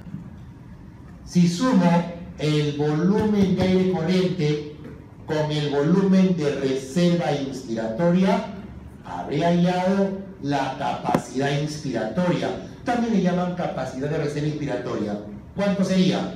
Sería más o menos 3 a 500 a 3,700, ¿sí o no? 500 más 3 litros a 3 litros 200. Si sumo el volumen de aire corriente con el volumen de reserva expiratorio, habría hallado la capacidad expiratoria, aquí lo han colocado, la capacidad expiratoria o de reserva expiratoria sería más o menos 2,5 a 3 litros, ¿no es cierto?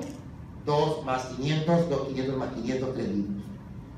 Si yo sumo todo, sumo volumen de reserva inspiratoria, volumen de aire corriente y volumen de reserva expiratoria, obtengo esto que está acá, la capacidad vital. La capacidad vital. ¿De acuerdo? Bien. Chicos, hay un volumen de aire que no se obtiene por espirometría y se llama el volumen residual. Ese volumen residual no se obtiene por espirometría, se obtiene por pletismografía. Pletismografía. Ese sí que hay el volumen residual. Y si yo obtengo el volumen residual, y lo sumo con el resto de volúmenes, habré obtenido la capacidad pulmonar total. ¿De acuerdo? Aquí vienen un montón de preguntas de seminario. Por lo tanto, aquí tenemos los volúmenes pulmonares y a su costado las capacidades pulmonares. No se olviden que las capacidades son la suma de los volúmenes y que el volumen residual no se obtiene por espirometría. Y para acabar la clase, veamos de los gases. Vamos a acabar a las 3, ¿ya? ¿Está bien? ¿Les parece bien? Faltan 20 minutos para que se vayan a la tarea. Muy bien. ¿Cuáles son las leyes? ¿Ustedes llevaron físico-química o física? ¿Llevaron o no? ¿Sí? Que deben saber esto. Las leyes de los gases. Las leyes más importantes son la ley de Boyle y Mariotte, la ley de Charles, la ley de Gay-Lussac y la ley de combinación de gases, también llamada la ley de Dalton. Vamos a explicar cada una de ellas mejor. Comenzamos. Primero, los gases. Los gases tienen una ecuación universal, ¿se acuerdan o no? Pavo igual a ratón, ¿no es cierto? Pavo igual a ratón. La constante universal, la temperatura, la presión y el volumen. Esta es la ecuación o fórmula universal de los gases. Y nosotros cuando metemos aire a los pulmones, estamos metiendo gas. Gas con una determinada concentración de elementos, con determinada presión, con determinada temperatura, con determinada solubilidad, con determinada difusión. Ley de Boyle. ¿Qué es la ley de Boyle? A mayor presión, menor volumen. Y lo contrario, a mayor volumen, ¿cómo era? ¿Menor presión? Ajá. A mayor presión, menor volumen. Igualito, cuando hay algún tipo de aumento de volumen, es porque la presión debe haber disminuido. Les doy el ejemplo para que me entiendan. Préstame, por favor, una botella de agua, tu botella de agua. Ya. Aquí está. Miren, por suerte su compañera se lo ha tomado. Y aquí está la mitad. Agua y aire. ¿De acuerdo? Bien. ¿Qué te dice Boyle y Mariotte? Mayor presión. No lo voy a hacer, ¿ya? Lo comprimo. Mayor presión. ¿Qué ocurre con el volumen del contenido? ¿Disminuye o no? Hasta un punto. No lo va a poner del todo. Caso contrario, si disminuye la presión, ¿qué pasa con el volumen? Aumenta. ¿Me entienden o no? Entonces, los gases tienden, muchas gracias, a expandir sus volúmenes cuando hay menos presión y a disminuir sus volúmenes cuando hay mucha presión. Y en el seminario van a tener ustedes probablemente que ver con una patología que se llama la enfermedad de los buceadores. ¿Alguien se ha preguntado qué ocurre en los buceadores? ¿Por qué un buceador se puede morir? Bien. Cuando un buceador se mete al mar, se mete debajo del mar. Debajo del mar hay agua que le genera presión y aumenta la presión. A mayor presión, ¿qué pasa con los volúmenes? ¿Disminuyen, sí o no? Bien, chicos. Cuando yo meto aire, solamente meto oxígeno. ¿Qué más meto? Nitrógeno. Nitrógeno se va al alveolo. ¿Para qué sirve el nitrógeno en el cuerpo? Pregunta, puede ser de examen, ¿eh? ¿Para qué sirve el nitrógeno del cuerpo? Lo digo porque hay un porcentaje importante yo que ponen, marcan para hacer fotosíntesis. Porque yo pongo esa clave a veces para que revalden. Pregunta, ¿el ser humano hace fotosíntesis? No, no es vegetal, no es respuesta. ¿Qué hace el nitrógeno en los pulmones? Ocupa espacio, hace que el alveolo esté hinchadito y no colapse. Cuando te metes al mar, la presión del mar empuja el nitrógeno del alveolo a la sangre, lo empuja como micro burbujitas y el buzo sigue nadando debajo del mar. Por cada 10 metros de profundidad, la presión aumenta una atmósfera. Si son 20 metros serían 2 atmósferas, más la atmósfera de atrás que está en el aire son 3 atmósferas. ¿De acuerdo? Muy bien. Estoy a 40 metros, estoy a 4 atmósferas y en eso me doy cuenta que se me está acabando el oxígeno. ¿Qué hago? Salgo como rayo hasta arriba. Y al rato, ¡pum!, muero. ¿Por qué morí? Ya, exacto. Hubo un cambio brusco de presión. De estar con una gran presión, ahora me descomprimí bruscamente. ¿Qué va a pasar con las pequeñas burbujitas de nitrógeno en la sangre? Cuando se descomprimen, se vuelven burbujotas. ¿Y esas burbujotas dónde terminan? En el pulmón. ¿Y eso cómo se llama? Embolia gaseosa. La principal causa de muerte en el caso de museos es de embolia gaseosa por descompresión brusca. ¿Debido a qué? A la presencia de gas nitrógeno en la sangre. Para que vean un poco cómo trabaja Broglie-Mariotti. Broglie-Mariotti, a mayor presión, menor volumen. A menor presión, mayor volumen. Siguiente ley de Charles.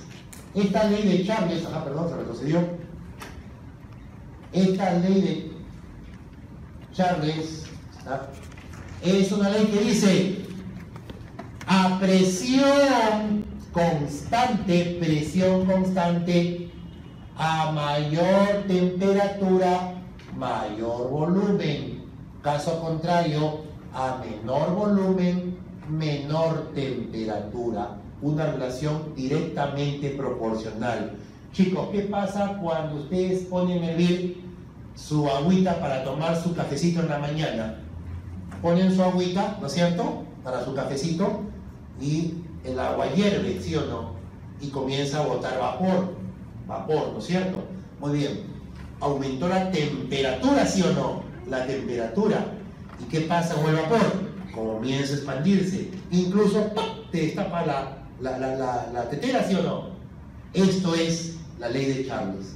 A presión normal constante, que es la barométrica, a menor temperatura, menor volumen, porque las moléculas no se mueven mucho. A mayor temperatura, mayor volumen, porque aumenta la energía cinética de las partículas del gas, y de esa manera aumenta el volumen. Eso explica cómo es que un globo estático puede elevarse, ¿no? Amplía el volumen con aire caliente y eso genera su elevación. Otro sería la ley de Gay-Lussac. La ley de Gay-Lussac es la ley en donde se trabaja con volumen constante y que dice que a mayor temperatura, mayor presión, y caso contrario, a menor presión, menor temperatura. Les doy el ejemplo. Agarren ustedes una lata de gaseosa y pónganla, no, es un ejemplo, no lo vayan a hacer, ¿ya? Y pónganlo en una hornilla de su cocina. ¿Qué pasa? Se calienta, ¿sí o no? Se calienta. El volumen es el mismo. El nivel, hay 350 mililitros, no sé yo, medio litro, ¿de acuerdo? El volumen es el mismo. Pero que aumenta la temperatura. ¿Y qué pasa con la presión de la lata? Y ¡pum!, ¿revienta o no? Por esto, a mayor temperatura, mayor presión. Entonces, esto es la ley de Gay-Lussac. También se le llama a esto la ley isobárica. Y para acabar, la ley de Dalton es la ley de las presiones parciales. ¿Cuánto es la presión parcial del aire que respiramos, que es el aire atmosférico? 760, ¿sí o no?, milímetros de mercurio. Pero resulta que el gas o el aire atmosférico es una mezcla de gases. Pero algo que gracias a Diosito ocurre es que los gases no se mezclan químicamente, solo físicamente.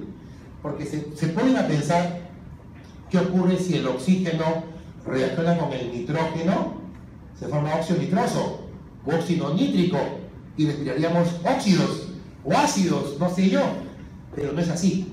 El oxígeno está ahí y no se mezcla con el nitrógeno está ahí y no se mezcla con el CO2, ni con el argón, ni con los demás. De tal manera que cada gas tiene su presión parcial. La suma de la presión parcial de oxígeno más la presión parcial de nitrógeno más la presión parcial de CO2 sumado me dan los 760 de la presión atmosférica. Esa es la ley de Dalton o de las presiones parciales. ¿Hasta acá se entendió, chicos? ¿Está claro? Espero que sí. Me quedan 10 minutitos, no se vayan. Ya varios ya claudicaron. Bueno, pongámonos de acuerdo. Pongámonos de acuerdo. Tenemos clase el día miércoles, ¿no es cierto? Ahí sí yo no sé cómo hago, porque esto me saca a las 3. Lo bueno que es más sencillo para mí los días miércoles. 3, ¿hasta qué hora será clase? De 3 a 4:30. a 4:30. Ya. Entonces, tranquilo hacemos. Sí, sí lo hacemos. Porque la última clase va a ser el día miércoles 18, ¿no? 18. Porque lastimosamente el sábado 13, perdón, el sábado 14 es feriado. Tengo entendido que no hay actividad académica, ¿no? Bien. Quiero avanzar un poquito, ¿ya? 10 minutos y nos vamos, si no, el tiempo nos va a quedar corto. Chicos, muchos de ustedes de seguro ya tienen claro de qué quieren ser. Cardiólogos, grandes cirujanos, torácicos, neurocirujanos, dermatólogos, oftalmólogos, pero seguro que ninguno quiere ser neumólogo. Porque dicen, no, neumología, tuberculosis, asma, no hay más. Bueno, les comento. Por suerte, el hecho de que piensen así hace que haya pocos neumólogos y hay más chamba. Pero lo bueno es que la neumología no es solamente que desea asma y EPOC, es todo un mundo, chicos. Y si alguna vez se deciden ser neumólogos, probablemente quieran hacer una subespecialidad en función respiratoria.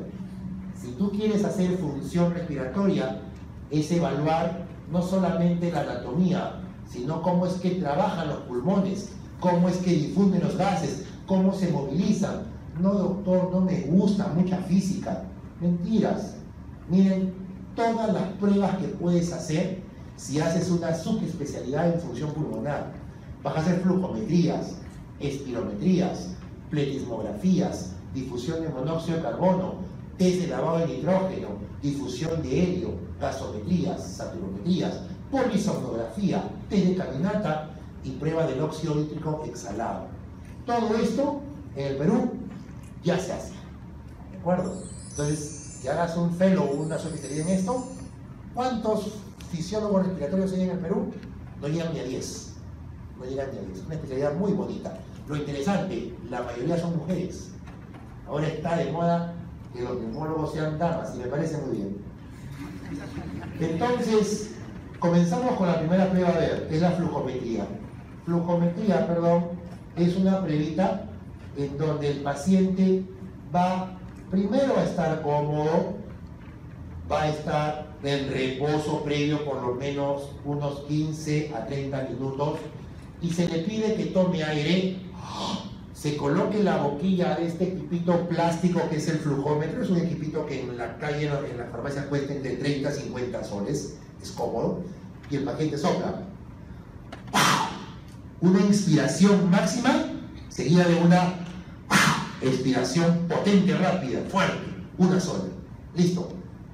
Cuando sopla hay un pequeño diafragma que se empuja y sale un valorcito de flujo, ¿de acuerdo? En litros por segundo. Imaginemos que me sale 300. Hacemos una segunda. 400. Y una tercera. 350. ¿Cuál vale? La más alta, el 400. Y lo apunto en un cuaderno. El día de hoy, sábado, ¿estamos sábado 7? Sí. 7, ¿no es cierto? Sábado 7 a las 2:50, mi flujo fue 400. Al día siguiente, domingo, lo tomo y lo sigo haciendo. Voy al neumólogo, soy un paciente más, voy al neumólogo. Doctor, aquí está mi cuadernito de mis flujometrías. Eso es lo que hago con mis pacientes. A ver, señora Ramírez, vamos a ver. Señora Ramírez, estoy notando que del día 12 al 15 se le cerró el pecho. Sí, doctor, ¿cómo me di cuenta? Su flujometría cayó. ¿Me entiende? Me sirve para ver la evolución del tratamiento. O a lo mejor, soy médico general. Ustedes van a ser médicos generales y ustedes van a ver asmáticos. ¿Saben cuántos asmáticos hay en el Perú? Hay 3 millones de asmáticos. ¿Cuántos neumólogos hay en el Perú? Somos 500 gatos. ¿Vamos a poder ver 3 millones de asmáticos? No, la mayoría lo ve el médico general. Llega el paciente con asma. Señora, vamos a mandarle a su niño salbutamol con budesonida inhalada. Perfecto. Pero si tú quieres ver que tu tratamiento sea adecuado, pídele que eso no le haga flujometría a su niño mayormente de 7 años para arriba, y tú ves en el cuaderno si lo que has dado le ha mejorado. Sigue tan cerrado, tienes que cambiarle la medicación.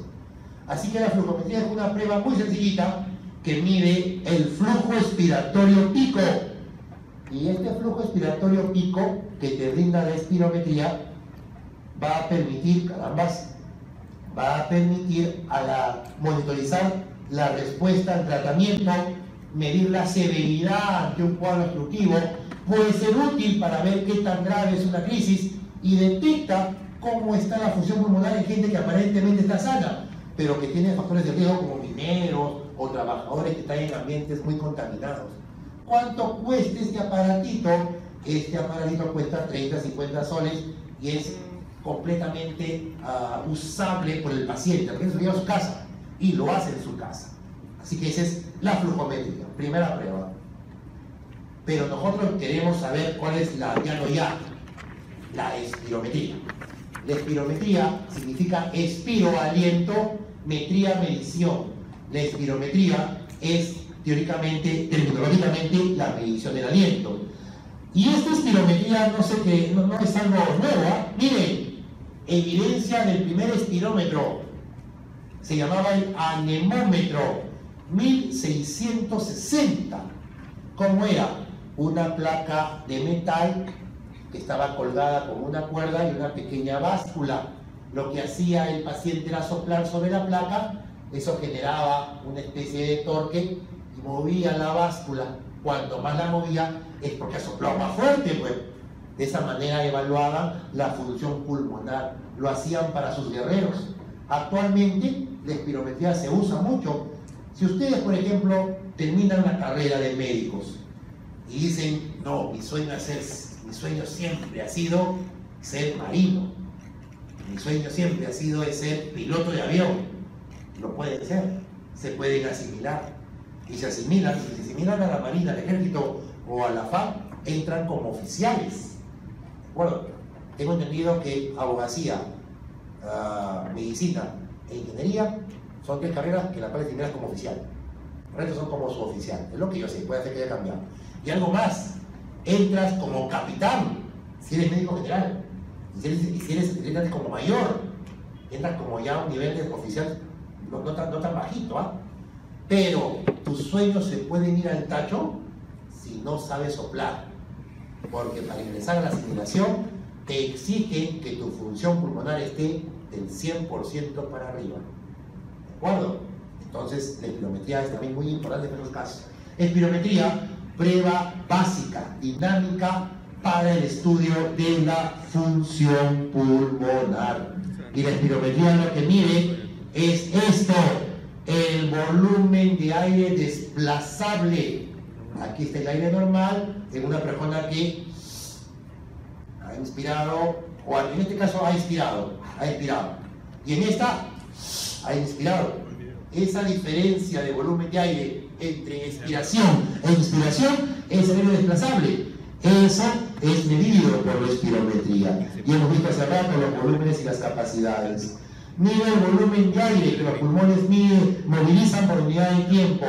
Establece alteraciones, clasifica estas y determina qué tan graves son. La espirometría, chicos, puede ser normal, puede ser anormal con patrón obstructivo, anormal con patrón restrictivo. Y como todo en la vida, también hay patrón mixto, combinaditos. ¿De acuerdo? Muy bien. Y aquí está. Indicaciones. ¿A quién le pedimos espirometrías? Le pedimos a pacientes que tengan sintomatología respiratoria. Doctor, tengo tos, flema, me sirve el pecho de noche, me agito mucho cuando corro, sobre todo me agito cuando hay frío, aire acondicionado o mucha humedad, y me nebulizan generalmente en los cambios de estación, doctor. Lo tengo esto desde los 5 añitos, doctor. Señor, ¿usted es asmática? ¿Qué, doctor? ¿Está usted loco? Yo tengo bronquios, porque eso me dijo mi médico. Hay médicos que hasta ahora siguen colocando como diagnóstico bronquios. Es como que te dijera, tienes próstata, tienes útero, y eso no es un diagnóstico, ¿me entienden? ¿Y por qué los colegas no le dicen al paciente tienes asma? porque hasta ahora hay mucho estigma al asma, ¿me entienden? Asma, y es sinónimo de que estás frito, y eso es falso. Un asmático puede llevar su vida completamente normal cuando está controlado lógicamente, ¿de acuerdo? ¿Y cómo sabes si es asmático? Tienes que pedirle espirometría para el diagnóstico de asma, definitivamente. Impacto respiratorio de otras enfermedades sistémicas. Doctor, yo no quiero ser neumólogo, son vicios. Yo quiero reumatología, pura inmunología. Perfecto. Resulta que los reumatólogos piden constante evaluación a los neumólogos. ¿Por qué? Si el reumatólogo ve problemas más que todo osteoarticulares, ¿qué tiene que ver las articulaciones con el pulmón? Le doy un ejemplo. Hay una enfermedad que se llama artritis reumatoidea y otra que se llama lupus eritematoso. ¿Han escuchado o no? Perfecto. Afectan articulaciones, pero también afectan el pulmón y lo fibrosan. Porque así como dañan el colágeno articular, dañan el colágeno pulmonar. ¿Me entienden? Es por eso que mandan pacientes reumatológicos con nosotros, para hacerles espirometrías cada cierto tiempo y ver cómo está su función pulmonar. Clivaje de alteración funcional en pacientes que están expuestos por drogas, por problemas ocupacionales. Soy dueño de una gran minera, tengo harta plata, me voy al Mundial de Rusia con todo pagado, pero en eso viene el sindicato de trabajadores. Señor, ¿sabe qué? Exigimos evaluación a todos para ver que estamos bien de los pulmones. ¿Qué te piden? Que tienes que contratar un grupo de especialistas y hacer un estudio ocupacional. A todos se les hace espirometría, a todos se les hace placa. Y a lo mejor nos encontramos con personas con fibrosis por inhalación de polvos. Se llama neumoconiosis. ¿De acuerdo? Espirometría se pide. Me van a operar del corazón, de los pulmones, de la jaula torácica o de mi abdomen superior. Se tiene que pedir espirometría, porque esas cirugías duelen después del corte y puede haber problemas ventilatorios. Para ver si vas a soportar la cirugía, se pide espirometría. Me van a cambiar el pulmón, me van a trasplantar el pulmón, se pide espirometría para ver si estás en capacidad de recibirlo. Y se pide espirometría cuando tengas el pulmón nuevo también. Inhalación de polvos inorgánicos en las minas, inhalación del humo de la leña, inhalación de drogas inhaladas, la marihuana también es droga inhalada, me puede generar. Pacientes de 60 años que van a ser operados de corazón, de pulmón, cualquier edad. Problema médico legal, se van con su camiseta de la Alianza y se van a ver el clásico al Monumental. Y cuando salen los agarran de piñatas, pli, pla, plu, pla, ya, al hospital, y chapan por ahí a 3 que te golpearon. Juicio por agresión. Muy bien, si tú quieres indemnización, tienen que hacerte dentro de los estudios una espirometría para ver qué tanto se afectó tu función pulmonar por la agresión recibida. ¿Me entienden o no? Voy a llevar farmacología y voy a hacer un estudio. Voy a hacer un estudio de cómo el jarabe de cáscara de platanito con cáscara de noni y ajo macho es bueno para el asma. Y hago mi jarabe y se lo doy. Teóricamente no debería dar a humanos. Primero comienzo con ratones, ratas, conejos, perros, monos y después humanos. Y para eso mínimo 5 a 10 años de ensayo clínico previo. No se olviden, ¿ah? Y después agarro mi jarabe de platanito, ajo macho y ¿qué más era? Y noni. Y lo doy en voluntarios. Si quiero ver que es bueno para el asma, haré espirometría antes del jarabe y espirometría después del jarabe, ¿sí o no? Para ver si realmente me abrió el pecho. Función de investigación. Y por último, estudios epidemiológicos que incluyan patología respiratoria. Chicos, ya los veo cansados, yo también estoy cansado. El día miércoles, entonces, Dios mediante, nos vemos 3 de la tarde, ¿de acuerdo? En punto, ahí sí. Terminamos esta clase, avanzamos la tercera y por último la cuarta la hacemos el próximo sábado, ¿de acuerdo? Bien, chicos, les agradezco la atención. Gracias.